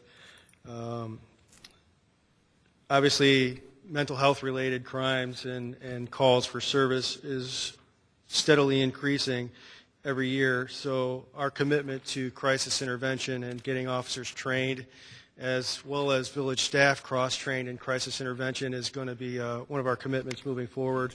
Currently, we've got about 33 officers, 33 of our 57 officers trained in CIT, so we're going to continue to try and expand that. Hey, Pat, can I ask you a question about that? Because I know that gets monotonous if you keep going on and on. It seems like a good time. Somebody mentioned to me that we might be at a size now where our police force could use a police social worker.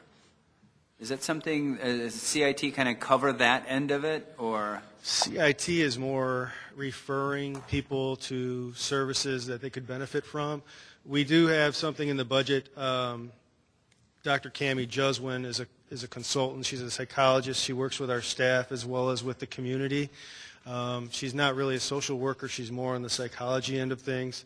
But that's something we could look at as we move forward. I know a lot of departments do have a social worker, whether it's part-time or full-time. Yeah, one of the things that they mentioned it because of the aging population, and it's not so much, I guess it is crisis situations, because there's exponentially more seniors that are hoarding, that are, want to be on their own. Careful how you talk about seniors. We have some older than Ray seniors that are hoarding. They just brought this up, and it's really not a funny thing because, I'm sure we have a lot of them in our village now. So I think it's something we should have on our radar. We do. I did a staff study on that when I went through staff and command through Northwestern, and that was my topic. That was when the senior centers were both being built. And we put together an elderly services team, so we have people trained on the police department. Also in every village department, I think, as a designated elderly services officer. So that's something that we've looked at. I know another thing that's come up that's becoming prevalent in law enforcement is a chaplaincy program, which is big in the community and providing people services too. So that's something else that we don't have budgeted, but we're taking a look at expanding too. Good. Thank you. Let's see. Some of the highlights throughout the year. Obviously, we're thrilled to attain first place in National Night Out again. We were the only Illinois community to place in the top 5 in any of those National Night Out population categories, and that was our 6th first place finish since 2002. We also entered into the Illinois Traffic Safety Challenge this year, and we were awarded third place. So some of those focuses on major traffic violations like occupant protection, speeding, and impaired driving, so we were happy with that as well.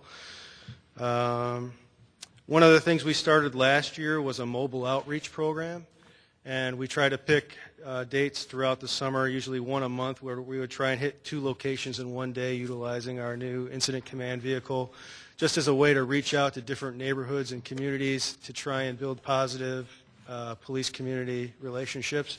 That was quite a success, so we've already started planning some dates and locations again to continue that this year. On page 6, you spoke a little bit about grants and the ability to have staff that are able to write grants. Nora Ackerley, our accreditation and planning person, handles the grants for the police department, and last year we received a grant from ComEd for Powering Safe Communities that helped purchase some of the school zone flashing speed limit signs. And we also received $48,000 in traffic grant allocations last fiscal year, and we're currently pursuing additional grant opportunities for this upcoming fiscal year. As far as truck traffic goes, that continues to be a complaint throughout town. I think our complaints, we've noticed a decrease, but we have focused enforcement details. Some of those were joint details with the state police. We tend to move those around throughout town too. We do Devon Avenue. We've done Illinois 59, and I think the state police have requested that we also look at doing some on Route 20. So we will continue to do that. The state police normally focus on all the safety-related violations. They handle all those, and if any trucks are overweight, we'll take the overweight violations and collect the fines on those. We'll continue to do that in this next fiscal year.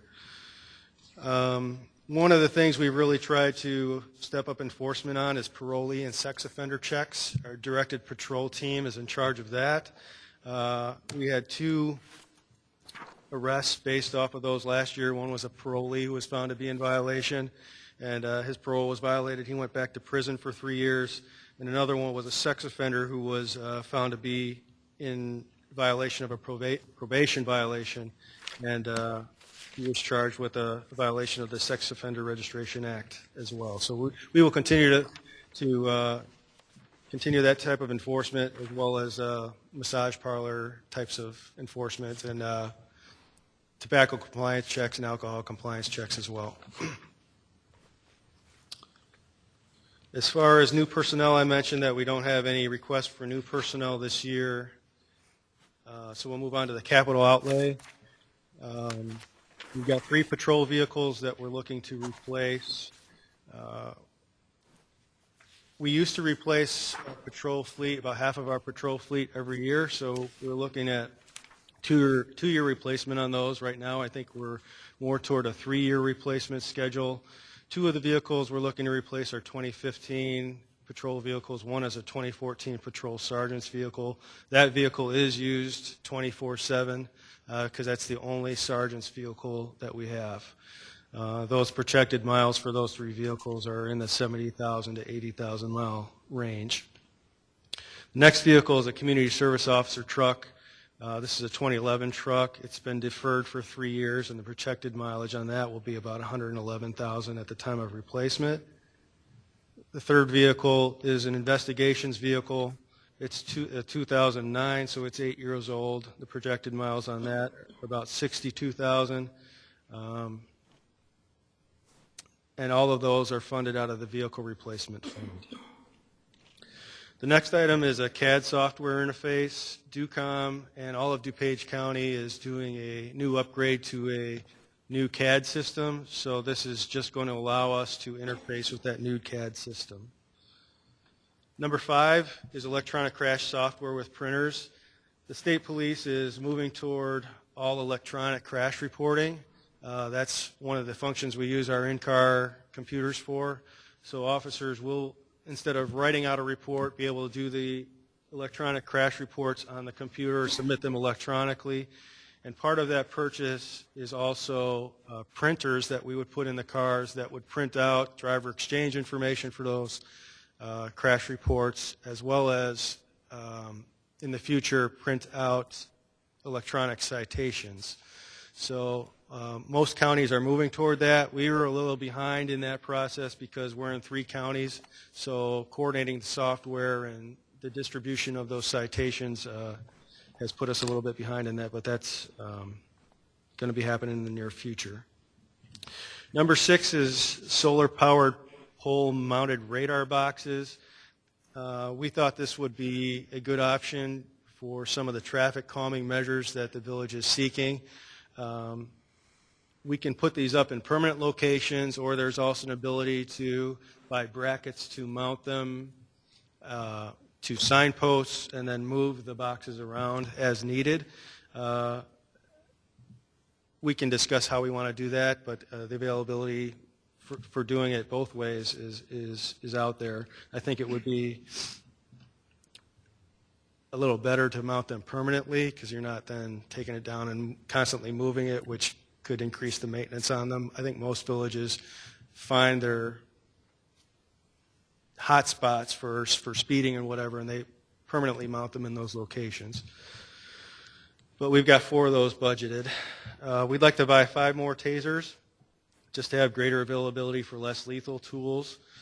We've got 4 AEDs budgeted. 2 of those are replacement and 2 are new. We use those quite a bit. In fact, just a couple weeks ago, I think you saw in the Friday 5 that we had a save using one of the AEDs. So those have been really valuable to us for life-saving measures. We've got 2 portable traffic counters that we'd like to replace. We use those a lot for traffic studies, and the ones that we have are outdated and need to be replaced.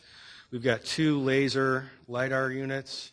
I think that we won both of those at some traffic functions, and those are so old that they need to be replaced, so we'd like to replace those.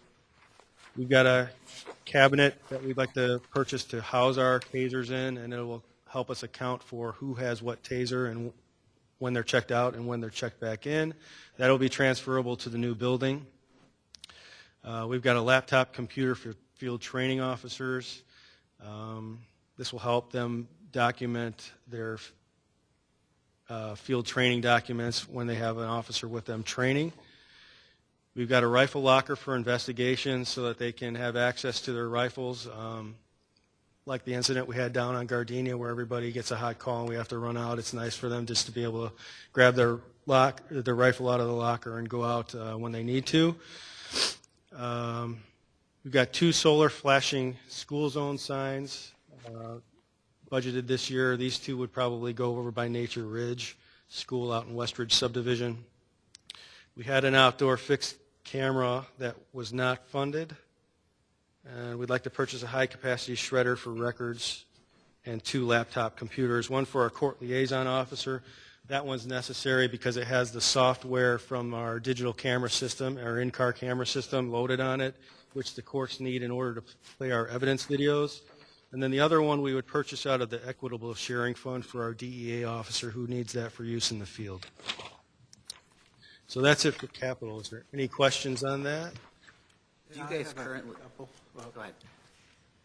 Well, obviously, Chief, with the police department being the big expenditure this year or coming in, I think we've got to pull back on as much stuff for the police department personally as I think we safely can do. And I think it has to show that we're being responsible to the rest of the village. We build a new police department, and then we just keep thinking it and putting things out that we might be able to cut in half or at least not have as much of.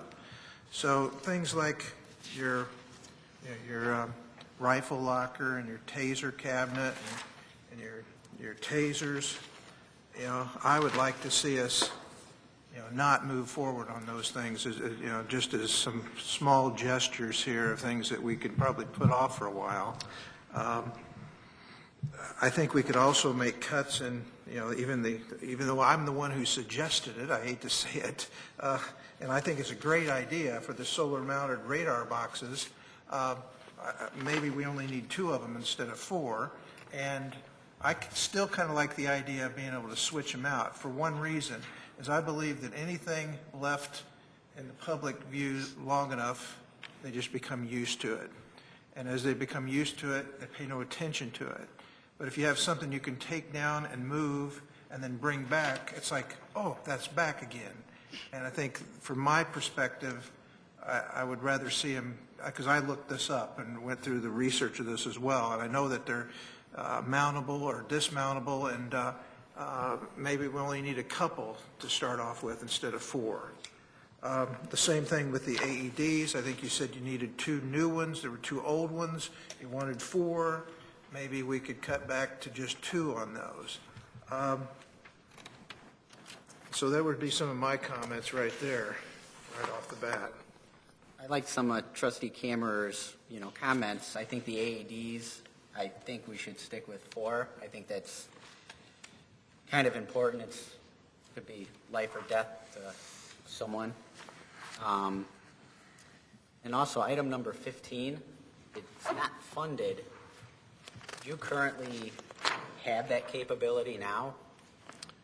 We have 1. We were looking to increase that by 1 more. Is it used? It's up and it's in use, yeah. I would From your house.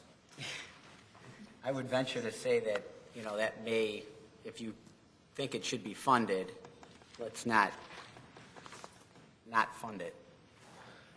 I mean,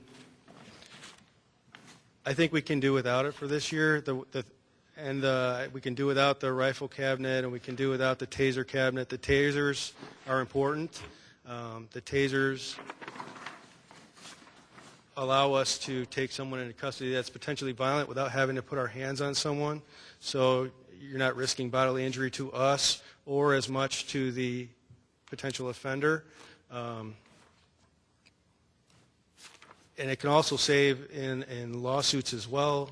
If we don't have to use a firearm and we can use a taser instead, the money we're looking to spend here is a pittance compared to what it could be otherwise. So I think that's a safety issue for our officers and for the public as well. The storage cabinets, you're right, we can put those off. And AEDs, we were looking for 2 new ones. We'd like to replace the 2 that need to be replaced. And the radar boxes, that's up to you. I know the board was looking for traffic calming measures, so that's why we put those in there. If you want to reduce that to 2, we'd be happy to do that. I think until all the final numbers come in for the police facility, I think we should definitely hold off on some of these items. And I think next year or in the year after, if the police station comes in under budget, and I think we'll be in a different financial situation. So, Patrick, with that, just talking about a bigger ticket item, just to make a little bit bigger splash, does that investigations vehicle have another year in it? I think we could probably get another year out of it if we had I to. think that would be a big ticket item where I think we get to Trustee Kammerer's point and also Trustee Hopkins' point. We push that vehicle 1 more year and then the cabinets, and we got $40,000 or so out of this or something. One of the things we do look at when we look at the vehicles is we not only look at what we're looking to purchase potentially this year, but also the next year as well to try and spread that out. I know we have a lot of vehicles that are due next year, which is why we asked for it this year. I realize the mileage on it may not be as high as some of the other ones, but because there will be so many vehicles that we're going to have to ask for next year, that's why we're asking for it now. And it is past the date when we would normally look to replace it. I just look at that as maybe something that, the engine breaks down on that. It's not a major ordeal like a patrol vehicle. You got to keep those fresh. So Right. if there's some place to cut, I would guess that might be one that we could push another year. We can hold that. We can look to hold that one another year. Right. And I think I agree with Trustee Kammerer too on the solar powered. I think he's got a very good point where you just see it over and over, and the same traffic patterns go by him, and they're like, well, that doesn't really do anything, so I don't really care. So the mobile ones, you're an expert at this, but my guess would be the mobile ones would be more effective. And if we get 2 of them and try it out, and then we get less complaints, because I know the areas you're talking about, because I get calls too. Right. So try them out and see. We can certainly do that. Yeah. So you want to reduce those to 2? Yeah. I totally agree with Trustee Hopkins. If you need 4 AEDs and that's the ticket, then I would keep those in there. I mean, we're going to trust your. How many do you have currently? Use 2, so you have 2 left, and you need to replace the don't- 2 and 2 more. He's not getting rid of the ones he has. Oh. We have one for every squad car. We need one for a new a CSO truck that doesn't have one. I believe one other vehicle that doesn't have one. Then we've got other ones throughout the building as well. Okay. Are they expiring? How old are they? Just the 2 that we're looking to replace are expiring, would need to be replaced. The other ones are still okay. So the other 2 would be then for some vehicles that don't have them, is that what you're saying? Correct. The 2 new ones, yes. Okay. All right, well, $2,600, the going rate for AED? Yeah, I think that's based off a state contract. Sure, that's really put out to bid. Okay, good. Anybody else have any? well, yeah, are we going to go into the budget itself, the line by line or not? Because I do have a couple of questions on page 25. We can, just so we're clear, you want me to eliminate the taser cabinet and the rifle locker as well, right? Yeah. Okay.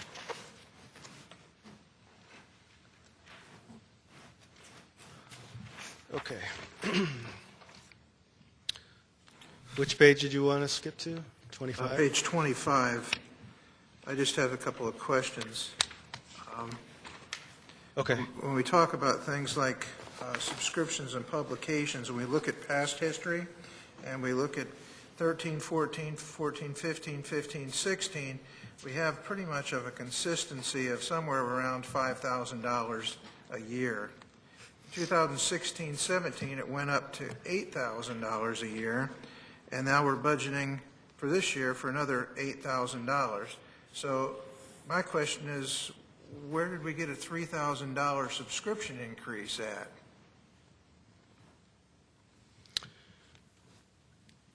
I think, well, and I don't have the history of the budget increases for where that was increased with me, but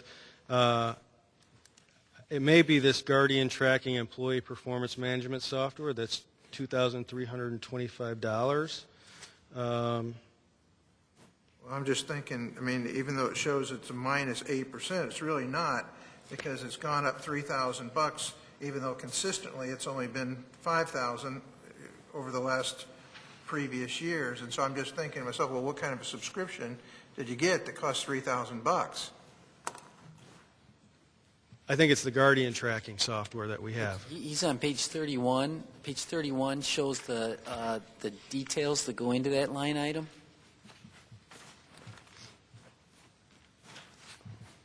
And once again, you thought it was what? The Guardian Tracking Employee Performance Management software. I see.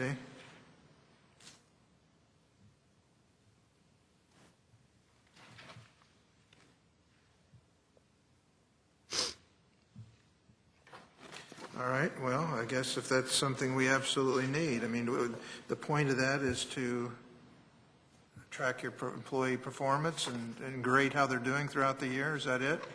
Yes. Okay. And I think it's more like an early warning system type of thing, too, as far as issues that arise with employees. Okay. Well, let's go back to the same page again. Then we have the same thing with postage, where we had consistently over the last few years about anywhere from $10,000 to $11,000, and now it's up to $17,000. Am I missing something back here as well? Well, a lot of that has to do with the administrative tows and administrative hearings that we're doing for local adjudication. We have to send things out by certified mail. So, I mean, we're recouping some of those funds in the administrative tows. We're getting $500 per tow for those. So, those are things we have to do. And here again, equipment maintenance, must have missed something there too, I guess, because that's gone up from consistently being of somewhere between $5,000, $5,500 as an average up to $11,000. So. I'm sorry, what account was that? That was the equipment maintenance materials.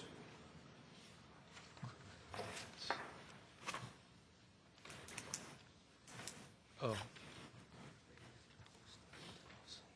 3, 4,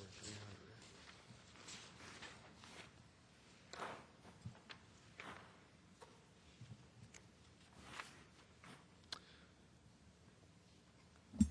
I think this was an issue that we were having with our video surveillance system. It's at the end of life. We've been having to have frequent repairs on the system for our cell cameras as well as the surveillance cameras behind the building. So we had to build some extra money in to the budget for that. All right. Well, that's some of the things I was looking at as I was going through that, just thinking, boy, we consistently only spent this amount of money for years, and then all of a sudden it jumped, and I just was curious about why. So, I got a question about police officers. Last year, you guys had 44, and you guys are proposing 43 for this year? We're holding one spot open for this year, so instead of 44, we're at 43. Is that going to increase the overtime salaries? It shouldn't, no. Okay. I see that we're spending $525,000 on overtime, and that's pretty consistent for actual amounts. Is that typical of a police department to have that type of overtime?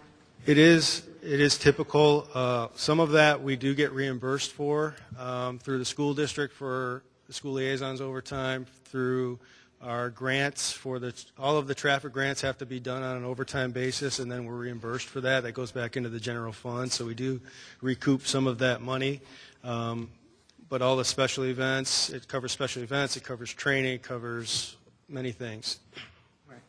Could I, you don't have to obviously answer it now, you probably don't have it. Can I get what we actually get reimbursed for, the Sure. dollar amount?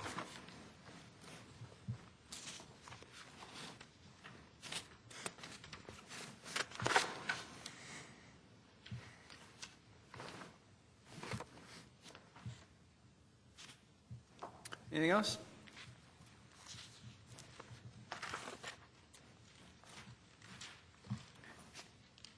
I see that the full-day kindergarten reduced our crossing guard expense by 23%. That's good. Did we eliminate people? So I know, but so they just don't get as many hours, or did Just some the quit? post, Or? yeah, just the lunchtime posts got eliminated. Oh.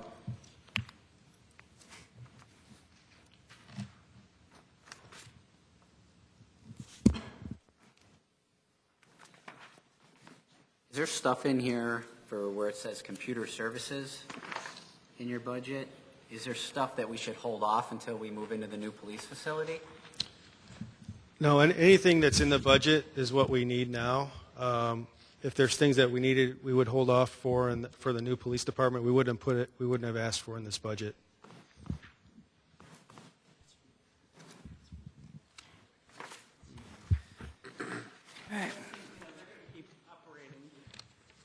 It's the records maintenance, it's all those things that will still be in use even when we're transitioning in the phases. So without the lockers, where you were going to put the tasers? Do you have a cabinet? Do you have anything right now?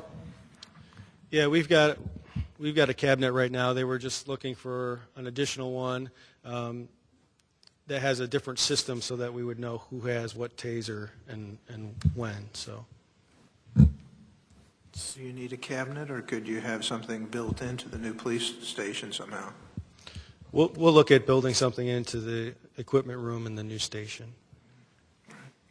Does that mean I have to check mine in? Okay,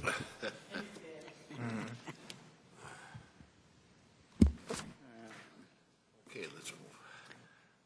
Any other things for the police department? We've had a lot of time to look through these budgets, so. Next.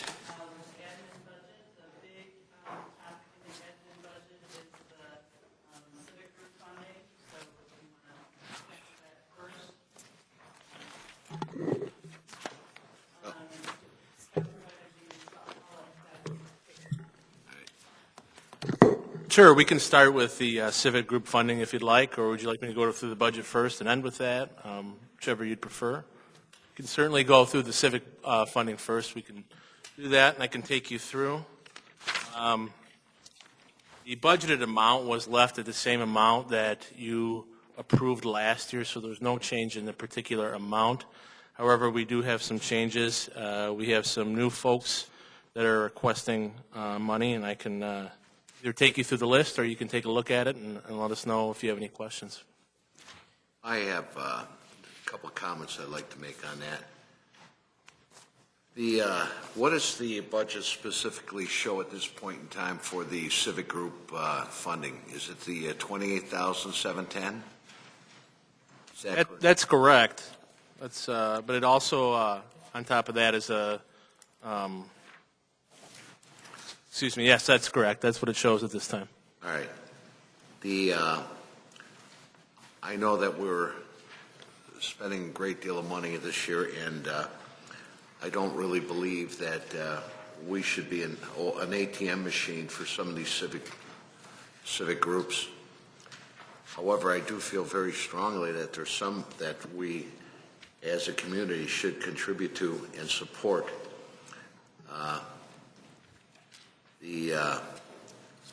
The listing that we have, if we could, I'll go through that. The 4th of July committee is asking for, well, we gave them $13,000 last year. They had originally asked for 12. The purpose of the $1,000 increase was because it was our 125th anniversary. I would like to continue with that. The DuPage senior citizens, they're asking for $4,000. We gave them $4,000 last year. They're requesting $5,000 this year. I would like to either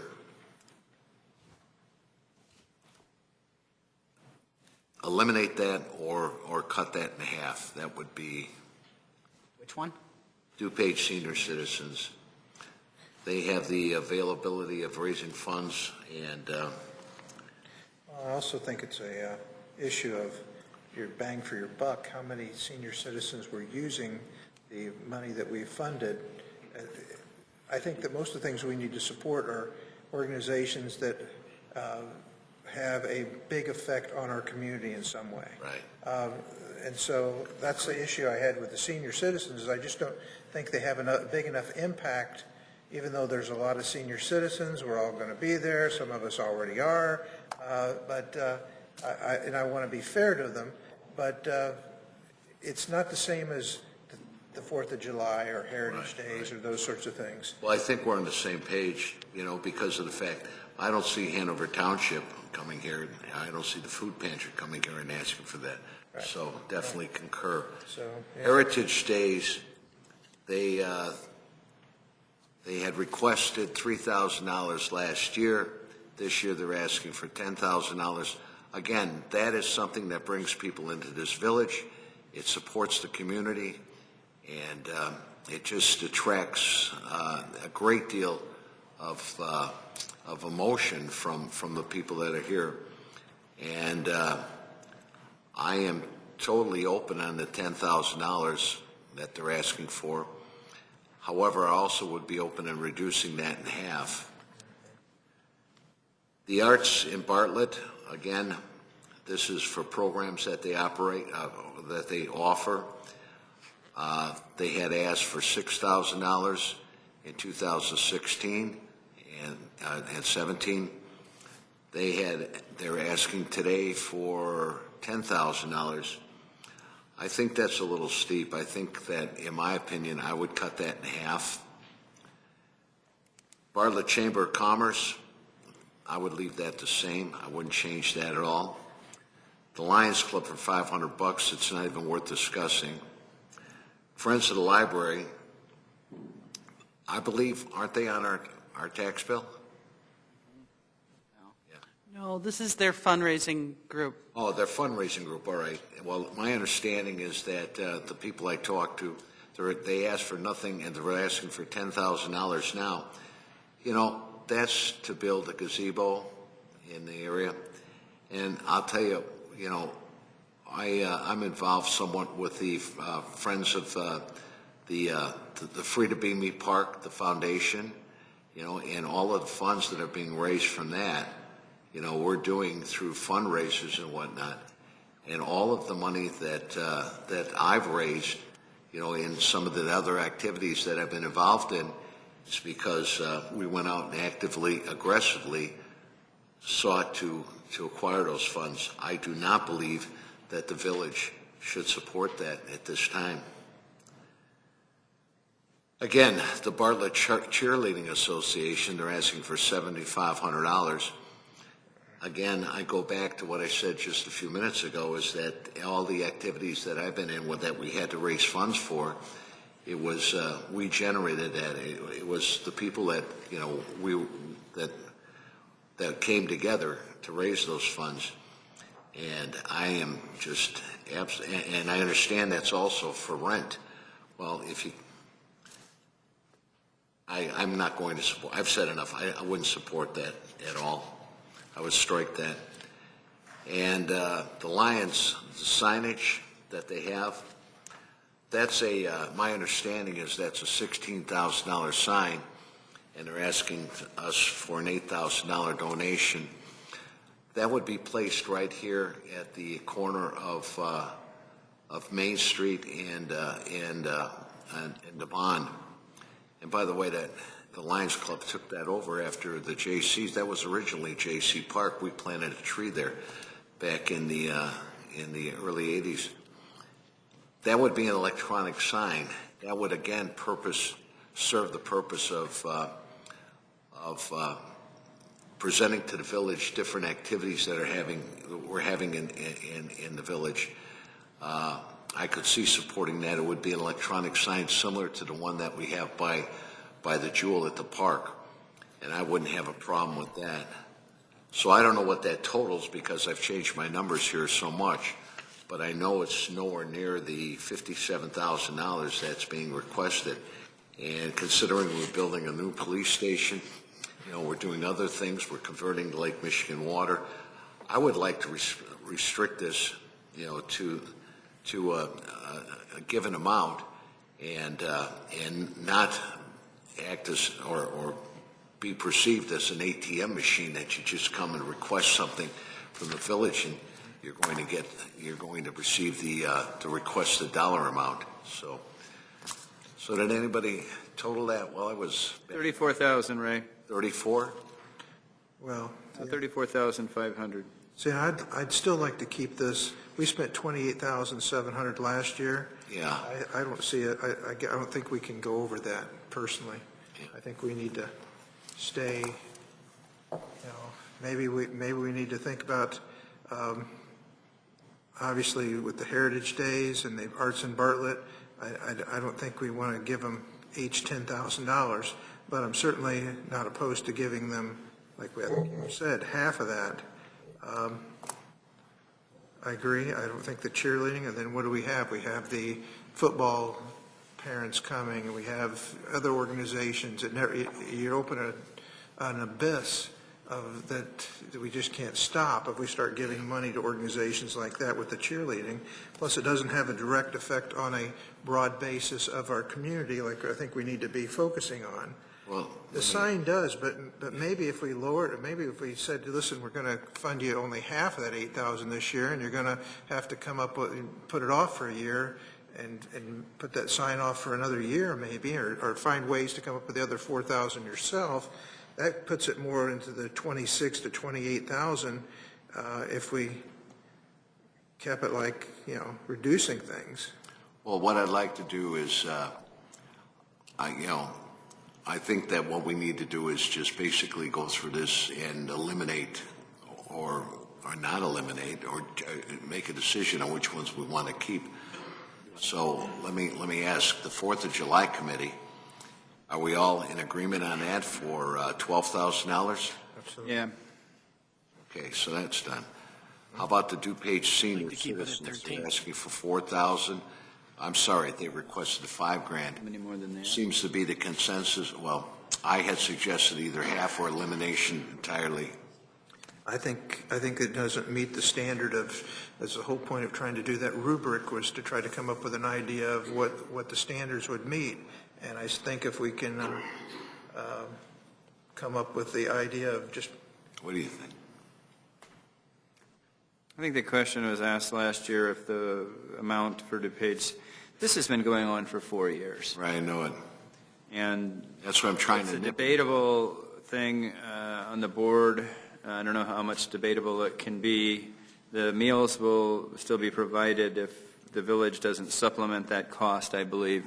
Yeah, I think your consensus was when you talked about this in January that you really wanted to focus on those groups that provided large impact to the whole community. Right. And really kind of looking at that larger bang.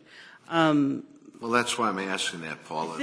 I really think that we can probably do as you suggested, eliminate the DuPage senior citizens, do half of the request for Heritage Days and Arts in Bartlett, keep the Chamber and the Lions Club, eliminate Friends of Bartlett, eliminate the cheerleaders, and really what you want to, give me some direction on what you'd like to do with the sign. It's something that they've talked about for a long time and doing. I think making that, while I will miss the typos, the electronic sign, I think, will enhance that corner and will help communicate to our residents about these events that we're funding. So I'm pretty comfortable leaving it at the 8,000. Yep. Yes, so am I. I think the Lions Club is a group that we can trust to spend that money wisely. And that's a one-time deal. Absolutely. Yeah. So I think we have direction, if that all sounds okay to you. If not, let me know if you want to tweak those numbers. What were we looking at for Heritage Days? The 5,000 that Ray had suggested? Well, what I said is leave it the same or cut it in half, so $5,000. Yeah, I think we should definitely, because it looks like some of their insurance costs are going up. It's becoming a larger Yeah. event for them, so it's exponential. It's All huge their for costs are increasing because it's becoming more popular. Yeah, and it's great for Bartlett. The people that put Heritage Days on, they put a lot of time and effort into it, and helps other businesses. Yeah, and I would totally agree with that, Trustee Hopkins, and I would go so far as to say some of the expenses of Heritage Days, I think, should be inherent for the village's portion of that event. The people that we hired walking around, all the things they did last year that were just all over downtown, some of those expenses that they count in their expense category should be something that the village just normally would pick up and say, this is a community cost. I agree with you, but what dollar amount are we talking about? 5,000 we'll give them, and then we'll talk to them about what expenses. All right, $5,000. Yeah. Is there any way that they could be covered under our insurance policy? No. No, actually, You got that guy riding that big wheel around? That makes me a little nervous. We did look at that when they were first starting out, if there was a way for us to do that. That's why I'm so sure about it. Yeah. All right, so we're in agreement on 12 for the 4th of July, 5 for Heritage Days, and then where are we at going down the list? We're keeping the Chamber of Commerce the same. Theirs is pretty well itemized. You skipped over to Arts and Bartlett. Arts and Bartlett at 5.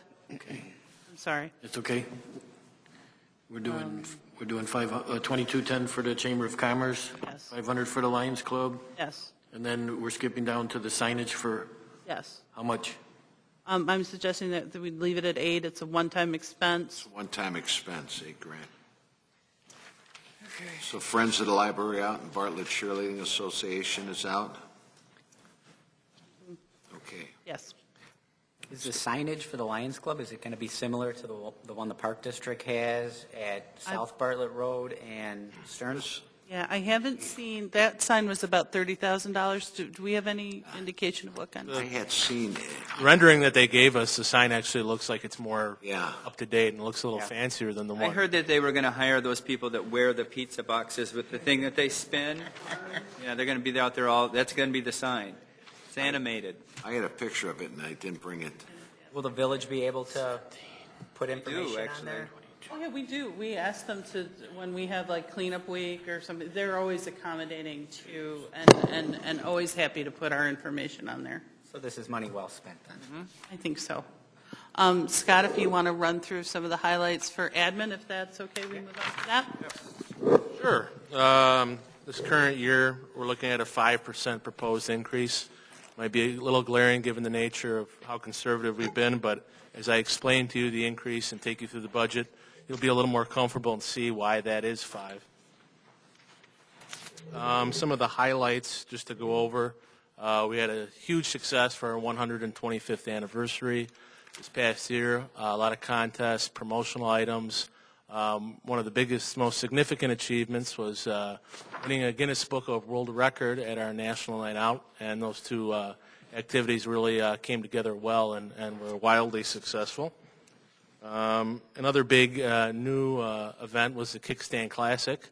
Again, that was a huge success, and we've been having meetings with them in the last week or so to nail down a date, and we're looking forward to bringing you an agreement on the 2017 version of that race.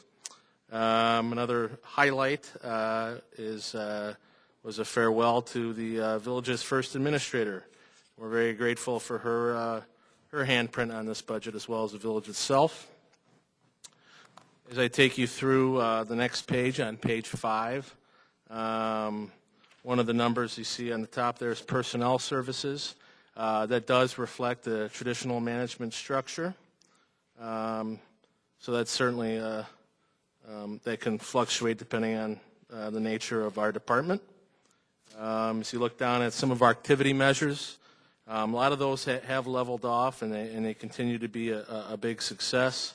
You'll see an increase in website visits. We believe there'll be some increase due to the continued success of our Go app, as well as some of our social media outreach that we've increased significantly.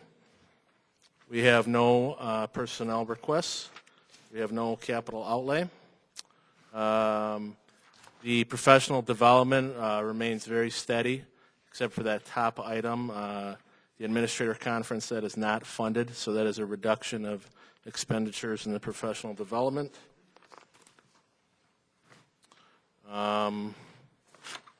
And going to some of the line item justifications, our civic group funding, we got great direction on that this evening.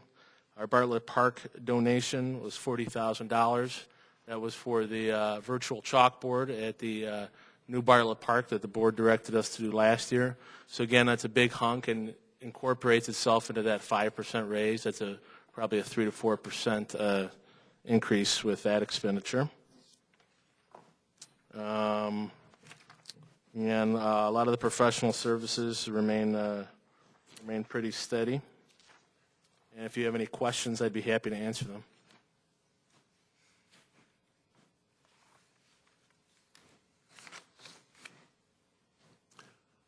Are you going to be at Rotary? Yeah. Good. I've been there the last couple of weeks. I've had appointments, but. I've filled out my application for membership, so Cool. vote me in. Good. Okay.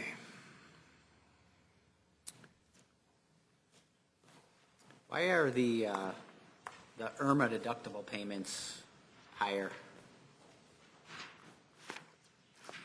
We changed our plan. We increased it from a deductible of $10,000. We put it up to $25,000, our deductible amount, which reduces your premium.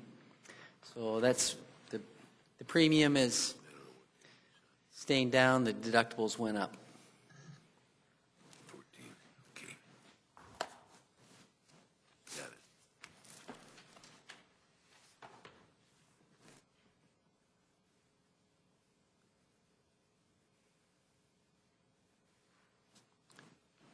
Under the community relations, obviously you went up 40,000 for the chalkboard, but what is the other 47,300? It'll be less than that. That's correct. Okay. That's the budgeted amount. We haven't spent that yet. Thank you. I think that's it. Anybody else have anything interesting? Thank you, Mr. Skricky. Very well. Who's next? Building Department, favorite. Well, I've kind of threw away. Oh, Scott, I did have a question real quick. It's really off the cuff. Did they have a capacity this year for the Kickstand Classic? They had the capacity that they were looking at, but they do. We've been talking about increasing it. 600 was last year as the max they could do, and they said they're trying to push that up to 1,000. Well, a lot of those were repeats too. If you recall, a lot of people went through the event and then went back in and registered for a later event. But they're looking at maybe reducing some of the age groups and adding a family bracket. So there's more. There's more to come, and I think it's going to grow. As long as we can get like 1,000 down there, that'd be great. Good. Mandatory board member event. Ray. I'm sorry, sir. You got to get on your bike. Trike. Rickshaw. Be on your trike. There you go. Rickshaw. Could do that. All right, the building department. I'm sure everyone has read it. Like I was tossing around ways to go, and I think we want to just kind of speed up, and everyone has probably read it. I'll just kind of touch on the highlights. So if we go to the highlight page on page 2, in part of our strategic goals and action steps, that we continue to always work with property owners and business owners in town on a daily basis. Our VBRs continue to improve our overall appearance of the village, but the numbers of the vacant homes, they continually decline, which is a good thing because some of the homes in the areas that were really bad off or poor have really improved and are becoming the nicer homes in the area now because of the VBR ordinance. And your board approved that, and it's been, I think, a great success in the village on keeping up with some of the houses so they don't get deteriorated and stuff. We also worked with some new businesses that have opened this year. We worked really hard with O'Hare's on opening up. We worked with Ace, and we also just worked with Flappy's to get them open up on Army Trail Road, and they're all doing well. Our business parks, they continue to thrive. Like Jim stated, we have 3 new occupancies in Kane County in our business park in Blue Herons this year, and that's all good. We're going to deliver them a basket, I hear. The first resident of Kane County, we're going to go out and deliver them a. Right. Yeah. Yeah, good. Getting his information. Yeah. Better have a police escort. They can't create a coup anyway against DuPage or Cook. There's only one. So, okay. Some of the other long, enormous things that we had to go through this year, we had to go through our ISO BCH evaluation. It's about every 5 to 7 years. And we'll be going through our on-site inspection for our CRS recreditation this coming spring. And then if we go to the building summary page, which is on page 4, some of the things that you can see are new residential permits. As of today, we're at 17 new construction permits. I estimated at 22.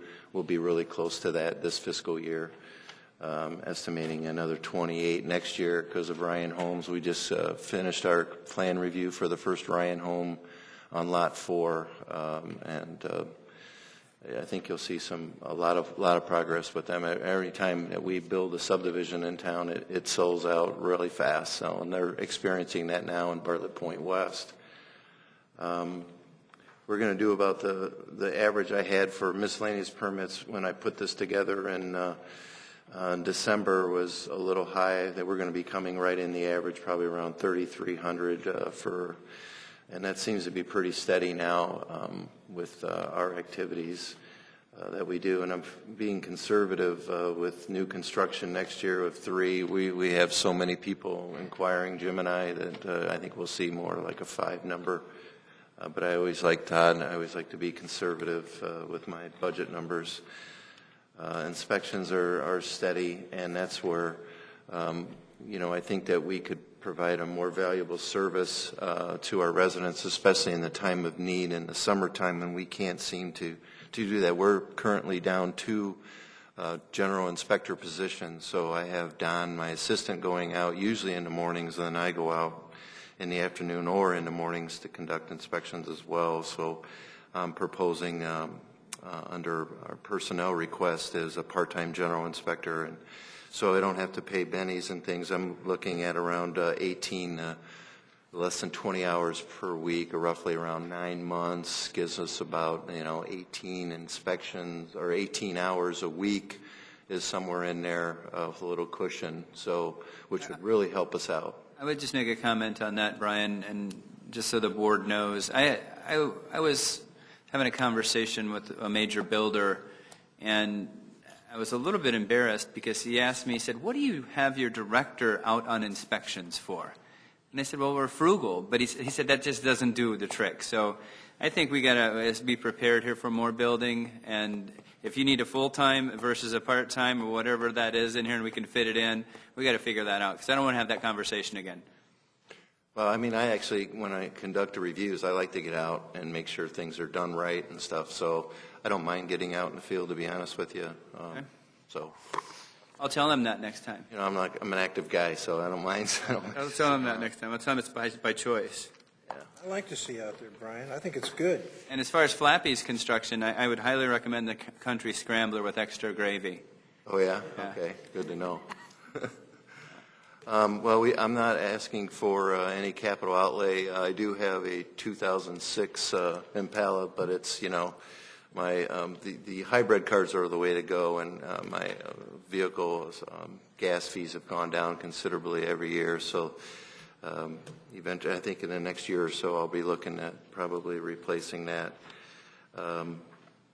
As far as professional development, I'm not going to the conference in Ohio. That's been taken out. Everything else is pretty much stayed the same except for the CCDI cross-connection certification that I'm going to offer the plumbing inspector. He's asked to take that, and that would also help our businesses. And if we ever look at requiring other things, he would be able to do the backflow inspections that we have for that.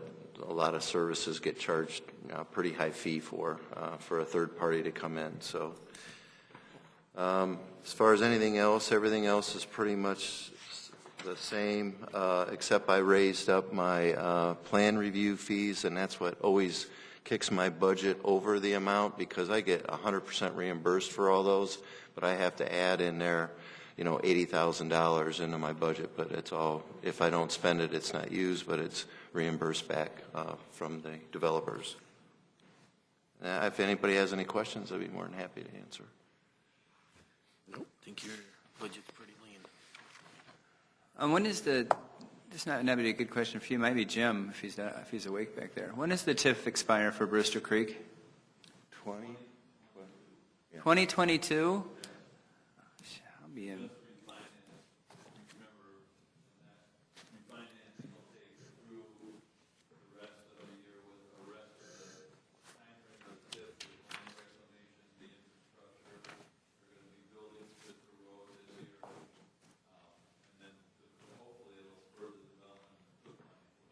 Yeah.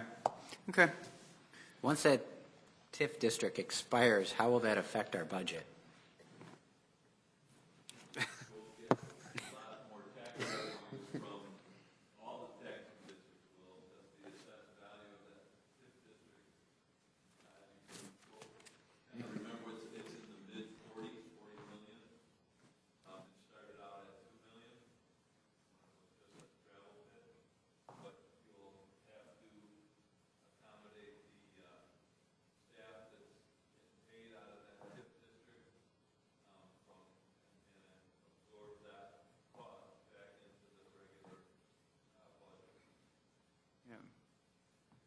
So we get paid back some, and then the EAV goes up.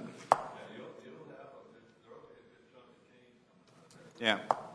What year was that again, Jim? Yeah, the police bonds. 2020. All right. Anybody have any questions for building? So are you thinking about putting that person on full-time, or you're saying part-time? No, we'll just do I'm just going to propose part-time just to really help us out in the summertime when if somebody wants an inspection and, I'm running out last minute and. I'm still in training now, so. Yeah, 4th of July, I'm going to ask you that question again while we're sitting by the beer tent and ask you that same question. Thank you, Brian. Thank you. What do we got next? PW. Last? Last one. Oh, my God. Home stretch. Jeez. Keep the crap talk for last. $2 million man. We'll start out with the street division.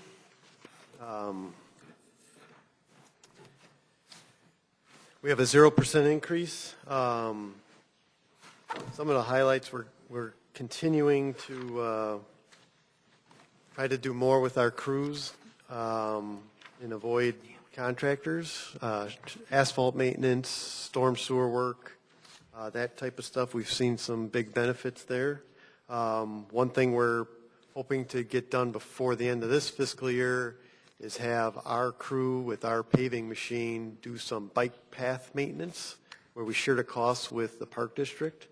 We're going to take the money that we have, our budget plus park district, buy asphalt and have our crews do it, which we believe, and I'm pretty confident we will be able to do it, we'll be able to get a lot more bike path fixed than hiring a contractor to do it. So we're going to give that a try this spring. Assuming that works out, we would continue that for the next fiscal year. Same thing. Put paving down when it's snowing? No. The plants are closed, but they should be getting, they'll get started up. Another month. Not too long, yeah. Then the similar type stuff with storms. So we, knock on wood, we've made some very good improvements on stormwater improvements, as you know, the big projects. But we continue to have the little, what I call more nuisance stormwater issues, and our crews can do a lot of those. Those are running little lines to take care of a puddle that, a wet spot that stays there for a long period of time, where we can run a drain line over and drain it out. Our crews have been able to do that pretty successfully. One thing we plan to look at, our solid waste hauler contract is due to expire at the end of 17, I believe. And one thing that eats up a lot of our time is from April through November, we pick up brush. It's a great service for the residents, but it eats up a lot of our crew's time that could be spending more time doing these asphalt patches, storm sewer, concrete repairs, that type of stuff. So what we're going to look at is there an option to have the waste hauler pick up the brush on a weekly basis? So the improvement would be residents would have that access every week. I think they're going to have some restrictions on what can be put out, whether it has to be bundled. We have to work that all out with the waste hauler. But it would free up a crew that would allow us to get some additional repairs on our infrastructure done rather than picking up brush. So that's one thing that we're looking at. As far as staffing needs, we've talked about the management analyst. That the half that would come to Public Works would be split between water, sewer, and streets. It kind of helps with, we've had the assistant director position vacant since I've been here. This half-time management analyst will help with, as has been mentioned, the grants. We've got the EPA loans that we're hoping to do. There's a lot of paperwork involved that person would be able to help out on in that role, along with a bunch of other policies and stuff that we can work on. We did have a street maintenance worker retire just recently, and we plan on leaving that position open through next year, and we'll evaluate for the following budget year.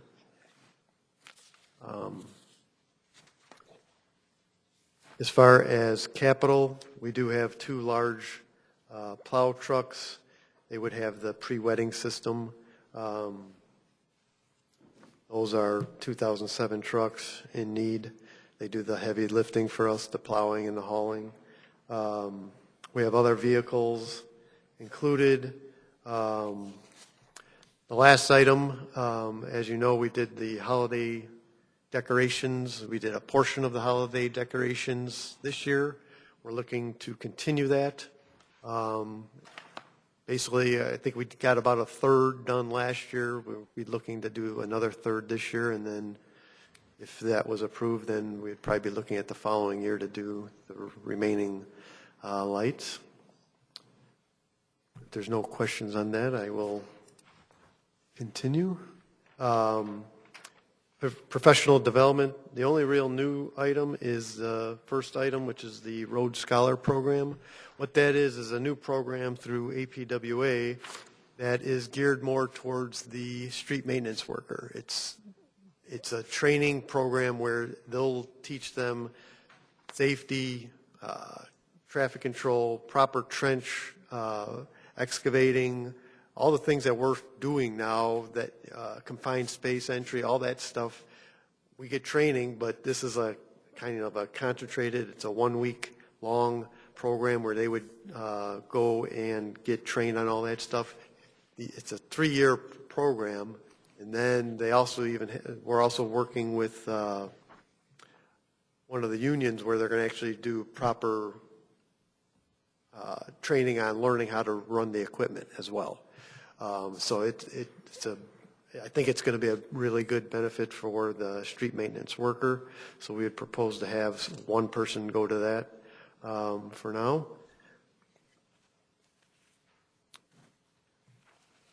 Professional associations is all the same. As far as the line item, you'll see the uniform rentals.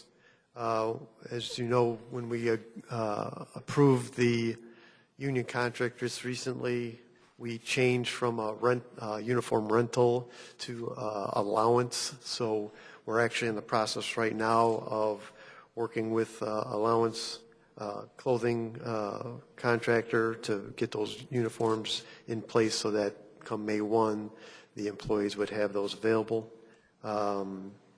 We did increase sidewalk curb replacement program, 60,000. We have a waiting list, so this item could actually be increased, but it's already a pretty good increase. You'll see that the uniform rental went down into the materials, which is uniforms, so it just kind of moved the line items. We have a slight increase in the street maintenance. That's the asphalt, because we're planning to do that bike path maintenance in that. So we had to bump that up a little bit. And then same thing in the stormwater facilities maintenance. As we do more of those repairs ourselves, we wanted to bump that up so that we could continue to make those improvements. Overall, a 0% increase. We did decrease the tree purchase program. We're in our last year of our contract with our tree contractor. We seem to have met, we have the $50 program, and we actually are out right now for a spring planting, and the orders aren't coming in like they were, say, two years ago or whatever. They've kind of died down. I think people that want trees have already, for the most part, purchased those, and so we have that, and we feel we can bring that down a little bit. Any questions? And I have a couple. PA system, page 5. It's our existing PA system. We've had some issues, especially when it's at an event and it doesn't work. It kind of isn't, so we're looking, it needs to be replaced. The batteries can't be counted on and that, so. What do we use it for? When do we use it? We use it at 4th of July, Memorial Day. Okay. All right. Those different events. When we're at the Memorial Day walk. Yeah. I think we even put it out there for the veterans, Memorial. They use it, so. And then on page 11, I think I brought this up years ago too, is that with all the trees that we take down, I find it hard to believe that we're still renting things like a stump grinder. Why don't we own one ourselves? It's one of those things where you've got to get what we need for the bigger trees. It's a pretty big piece of equipment that we don't use all the time. So we found that when we combine it with some of the stuff that the golf course, we kind of coordinate that, and we'll go through and our guys run it and grind away. We've gone back and forth on whether we should own one versus not. We had the contractor come in and removed a bunch of the trees, so they took care of the stumps and all that. We might be able to get by with maybe getting, now that that has calmed down, we might be able to get by with a smaller unit that we would purchase, and it just takes a little bit longer to remove those stumps. So that'd be something that we can consider in the future. I mean, I don't know how many years we've been renting it at $5,600, but wouldn't take long to, at that price, to add up to a pretty decent stump grinder, I would think. I think the big ones are in that $50,000 range, so I mean, it's one of those things. We can definitely look at that, see if we can get by with a smaller unit. Right. Anybody else? I see that we typically buy 3,300 tons of road salt? Well, this year, no. We're at about 1,200 tons.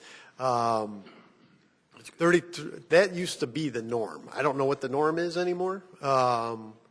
We are, I haven't got the numbers on what we've used up these last couple of days, but we're in really good shape. I mean, we were bursting at the seams with our minimum purchase, which was the 1,200 tons that we purchased.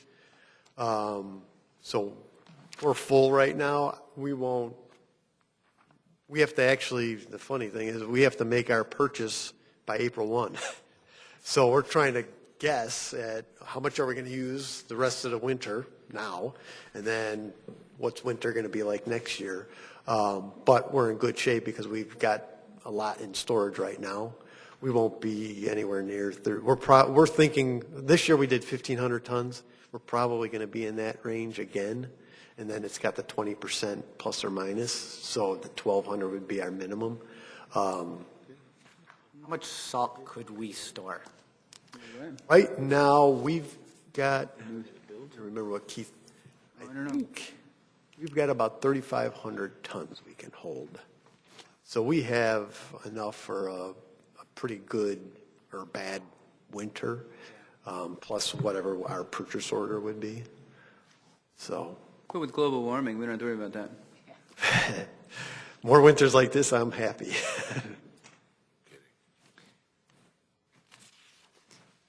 Any other street questions? I think are we building one of those salt? We have one in the. We have one in the. Right now, we have a dome down by Public Works, and we have the temp facility over by the Devon facility. We're proposing to basically eliminate that one and build a new shed down at Public Works in the future, but it's not right now. It's out, I think, in year 1920, maybe. I can't remember. Yeah, later. All right. If we're done there, I can move on to water. Water, there's a slight increase. Mainly because of the Elgin Water agreement and capital outlay with the Streamwood interconnect that we earlier in the year approved.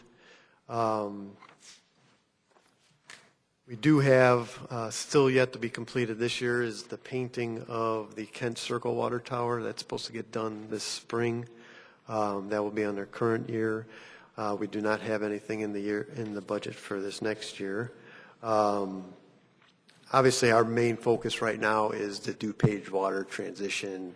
We're working on that, getting that resolved, and making sure that we meet that time frame of 2019. So we're continuing to move on that. There are some things that we're going to have to keep our eye on are the lead regulations that everyone's heard about. We do need to do a survey to verify which houses have the lead services. That's a EPA requirement, so we'll probably be putting a survey out not too long. And we'll have to just keep an eye on the future regulations with that. What are we going to do with those lead services long term? Come up with a plan to eliminate them. Personnel-wise, it's only the 1/3 of the half of management analysts.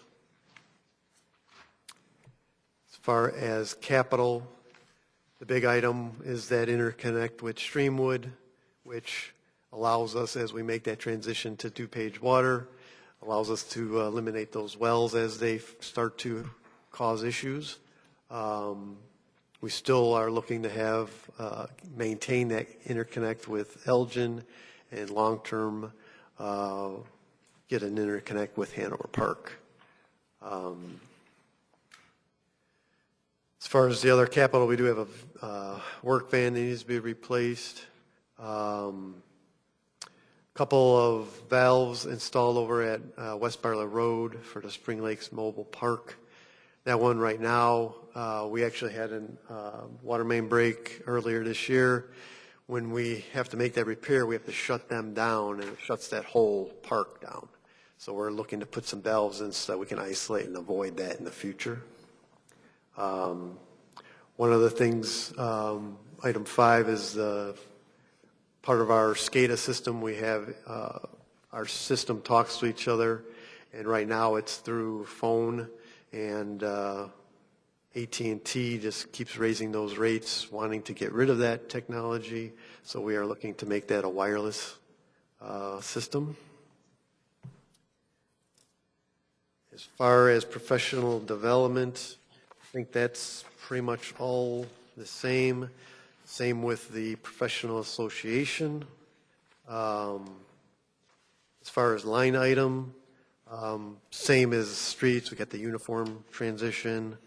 We were able to reduce some line items just based on recent history.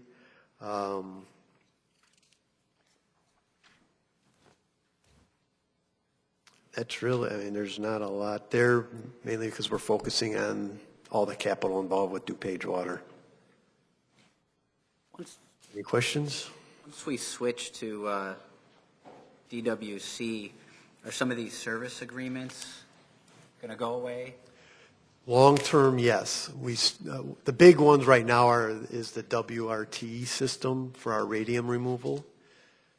Those contracts run through 2024. How convenient. 26. So we need there's a penalty. We have to weigh the difference between keeping those wells in line, which we want to do right now, but at some point it's going to do we cancel that agreement? You have to pay a penalty if you do. It doesn't make sense or not. So we will get to that point where we'll have to make a decision whether we want to terminate those or not. But yeah, we'll see those come down quite a bit actually. Will there be a reduction in labor costs in the water division? We will still have not really much because we're right now we're getting Elgin while we got the wells. Yeah. When we'll still have wells for the time being, and you'll have new pump stations with the DuPage water system. So it's going to be a wash probably as far as whether you got wells or pump station. So that wise, we only got 6 as it is, and they maintain all the water mains and the water towers and pump stations. So I don't see us getting much less than 6. It'd be pretty tight. But we're going to evaluate, and once we have it, we'll see where we're at. What is the plan for the water tower by Villa Olivia? That is in capital. We've gotten calls on that one. We wanted to get it in this year, but I mean, we already are looking at a 20% rate increase. We would have had to go even higher in order to get it in there, so I think we pushed it to next year. Is it something that we could send out to bid to see if a competitive price comes in and we, could jump on it? We have a pretty good idea working with our consultant of what that cost is. Unfortunately, Give us an it's not idea. cheap. Pardon me, can you just, real quick question, can you give us an idea what that cost might be? Can't believe this. Do you remember what it is? Our engineer's estimate for Villa Libya was right around $500,000, I believe. Ain't a water tower. 500,000. A lot of the cost is abatement. It's, unfortunately, a lot of our tanks have lead-based paint. 5 gallons of paint, That's- 100 cases of beer. What's the cost to build a new one? A lot more than that. A couple million. You guys It's, want to do something this weekend? Yeah, the problem is Who's going to scrape the lead off? like that one has lead, so I you don't have that much see left. the curtain That put much on time over left, it. I'll scrape. that's about half the cost is blasting and abatement, and the rest is the Is it confirmed it does have lead on it? Okay. Isn't there any type of grant programs for that kind of infrastructure? EPA loan is where they direct us. We actually tried to apply that grant that's still out there that hopefully we're going to apply to the DuPage Water. We actually asked about that, and they said that's considered routine maintenance versus like a compliance issue or an emergency type issue. We even tried bidding it out at different times a year. Maybe we would have, some better costs in the spring versus said that they're lining up their jobs and we're having a hard Giving time them getting that. flexibility Just on put a getting it- cover over it? We're at a, We just cover we're at a it? meeting, we're at a meeting at VO, right? And Rita from Park District, talks about the water tower. She said, what do you think that it costs to get painted? I looking at it, said, maybe 50, 75, max 100 grand, Then they come back with $500,000. It's like, my God. Are all our water towers going to still be needed once we transition? I'm sorry? Will all the water towers still be needed once we transition to DWC? Yes. We'll actually have to add one more. Driving around, I've noticed all sorts of different styles of water towers. Is there any reason for a particular one or the other besides an engineering saying, this is the one I think you guys need? There's pros and cons of both. There's mainly two different types that are built now. The Oneida one right over here has the legs. You don't see those as much because they're costly to paint because you have all that surface area of all the legs and everything. The spheroid is probably the most popular right now because it's most cost effective. And then we've got the one out on Schick and the one out in Southwind. That one gives you storage or space under it because it's got that cover coming all the way down. So it's a matter of what you're going to use it for. But, I mean, they all have, it depends on what you want to use it for. Yeah. See the kind of the cylinder-shaped ones. Are they all made out of metal? Most of them are.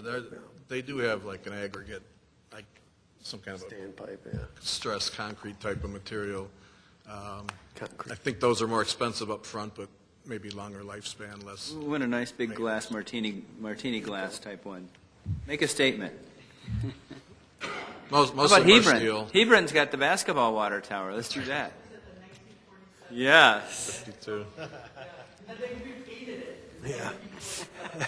Yeah, for $500,000. You could have one built in stainless steel and shine it up and call it the Bartlett beam. Let's move along here. I'm sorry. Okay. I had one question. I know we had partially discussed this already, but we're looking at the WRT. These are service agreements for well 7.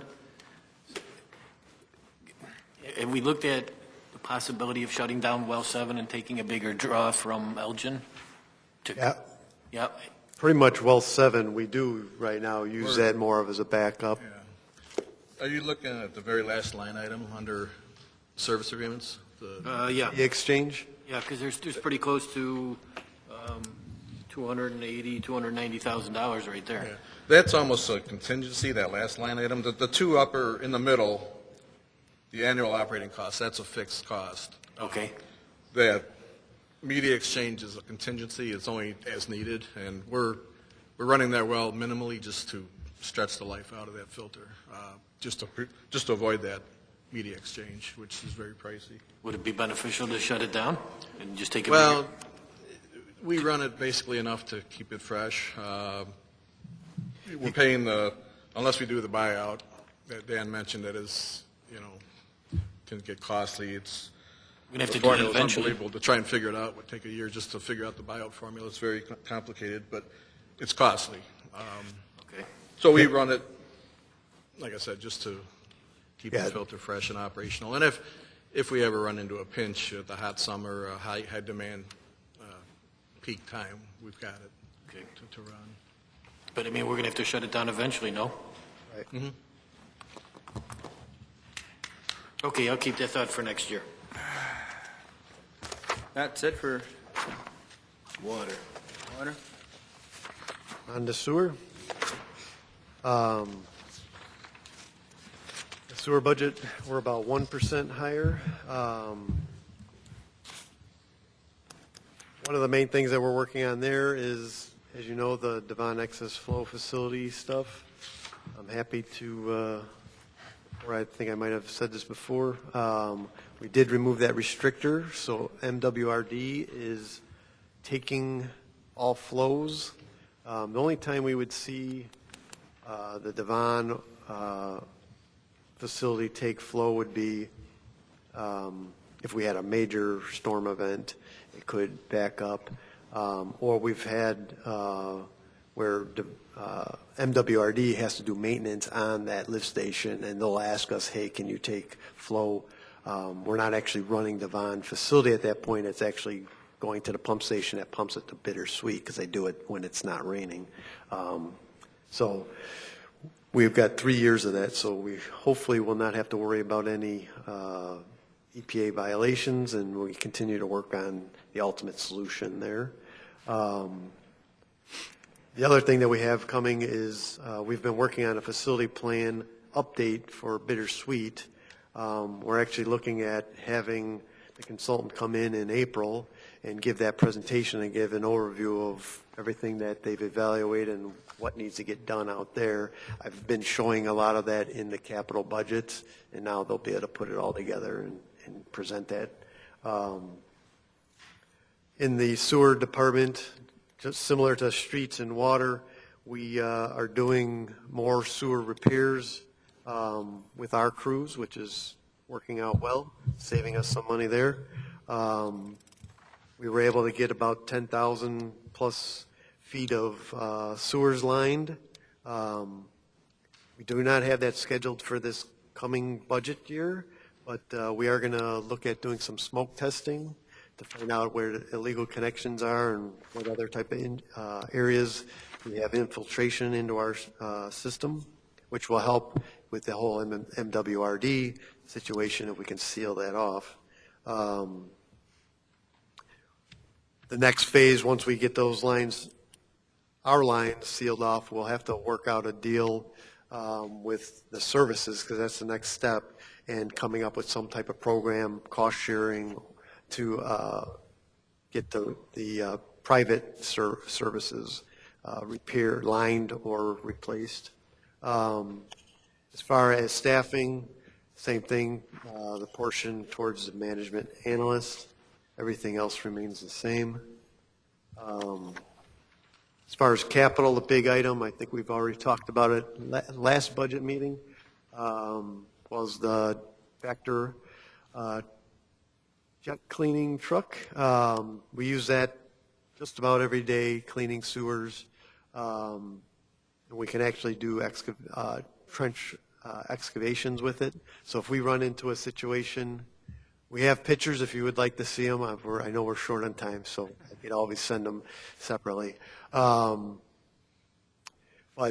with this machine, we can also dig a trench if we have to make a repair, and there's a lot of electric, gas, phone, anything sensitive that we don't want to dig up, we can do it with a jet and suck up the ground, and it avoids damaging any of those lines, so it's handy for that. We've got some other maintenance items here. As far as professional development, it's pretty much the same. Same with associations. As far as the line item, one thing that we did implement starting January, I forgot to mention it in our other, is weekend duties. We would have guys come in on the weekend to do routine checks. We're trying to see if we can avoid doing that, relying more on our SCADA system to call out when there's an issue. So far, it's been good, and we have incorporated that into our budget, so we've seen a little bit of decrease there. They've got the same uniforms situation as the others, and then we had some past history adjustments. And then on the building maintenance side, we've got various lighting that are in need of replacement, and we'd like to replace them with LEDs rather than the typical fluorescent or that type. I think those are the main items in the sewer. Do you have any questions? What is the DuPage River Salt Creek Work Group? That is the group that we are a member of. That the reason that's as high as it is with our NPDS permit through the EPA, they were implementing phosphorus limits on our treatment plants.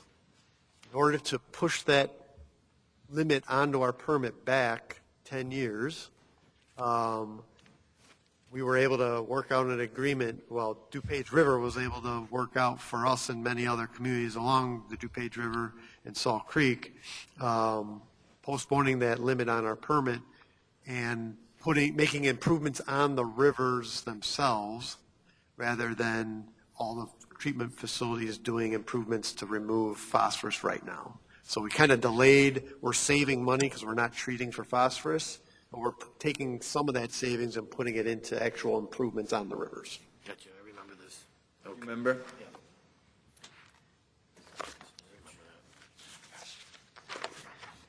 Any questions on sewer or public works in general?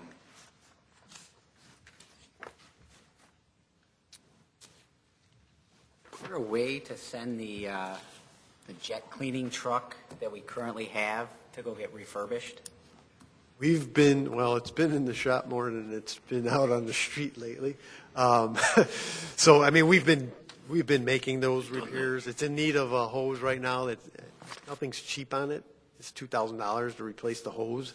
But we have done that. And it's just, at some point, you put money into something that's as old as it is it worth it? So It gets kind of stinky after a while, doesn't it? it's a harsh environment that it deals with, for sure.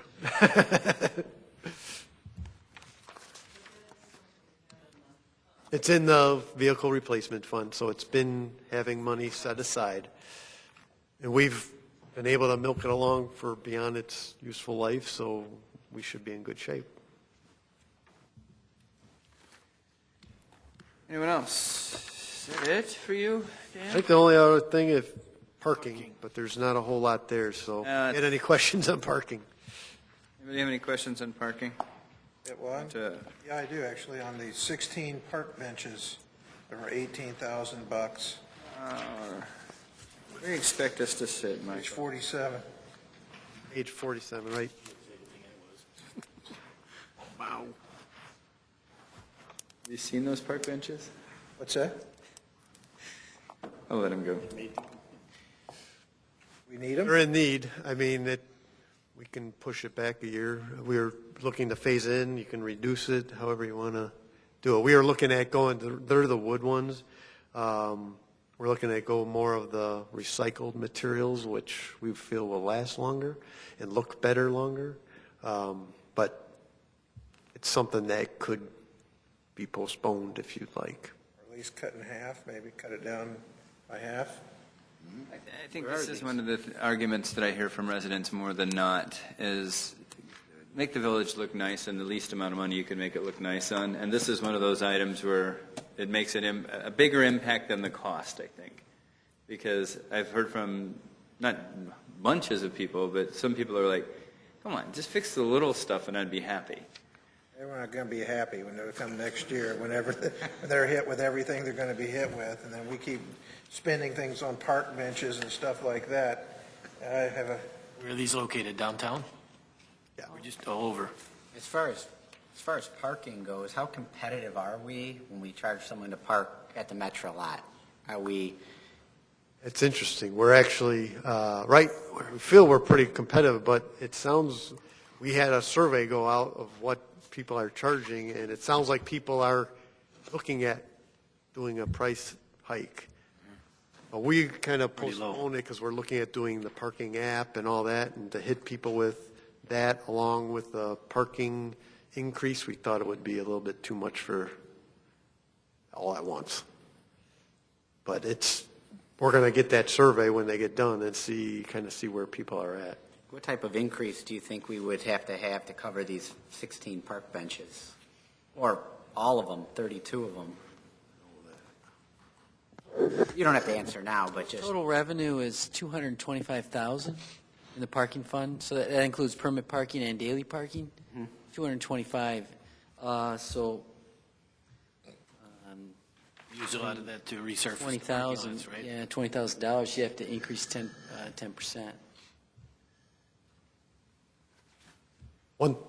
One thing on the item above, the electronic parking meters, those we have 2 in the budget. We're hoping to kind of hold off purchasing those because as we get the app on and people start doing it online, we're hoping there's less need for the actual pay station parking meters. So that's one thing that we're kind of, if they die and we need them, we'll do it at that time. But if we can avoid purchasing them, then we will. Those are iffy. Nothing worse than the thing dying when you're trying to park and run on the train. You have like 30 seconds to get your ticket. So what are we doing with the park benches? You're going to go fix them, I think. Right. Split the difference and do half of them? Is this even in like the TOD plan to put more park benches, more? I think in downtown enhancements throughout, yes. Okay, so this is one of the enhancements. Replaced the garbage cans last year or the year before. So, I mean, we've been kind of trying to phase replacements.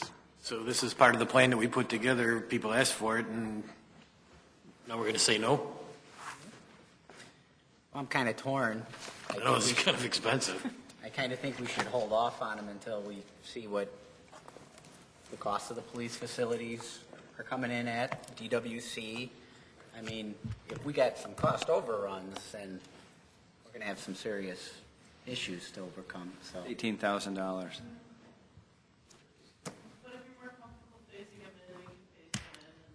Still make some of those improvements so that people are seeing we're sprucing up the downtown and Yeah. maybe take a look at the map and see where we can get the biggest bang for the buck, and ones that look the worst we'll replace first. I don't know what's worse, doing half-assed job or doing nothing. It's kind of the same. You'll get the same complaints. How come you only fix half of them? Why is my park bench crappy and the other one's nice? Yeah. Keep the crappier ones on the west side. It's 0.003% of our budget, so I think we can phase it in if you want to or not. 0.003%. However you feel comfortable with it. We can phase it. That sounds like the fun thing to do. Yeah.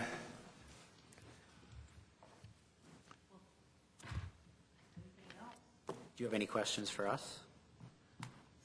I think you all did a fantastic job. I could tell you all read your budgets, and you had really great questions. And I know the staff really appreciates the effort that you make to go through the budget books. They're big, they're cumbersome. They won't be printed next year. They'll be online. But the staff puts a lot of effort into putting those proposed budgets together. We send it back to them several times to refine and refine and refine. And so the fact that you take so much time and ask so many careful questions is really appreciated. Thank you. Thank you all. I'll entertain a motion to adjourn. So moved. Second. Moved by Trustee Kammer, seconded by Trustee Hopkins. Will the clerk please call the roll? Trustee Kammer? Yes. Carbonell? Yes. Daney? No. Hopkins? Yes. We are adjourned. Thank you all.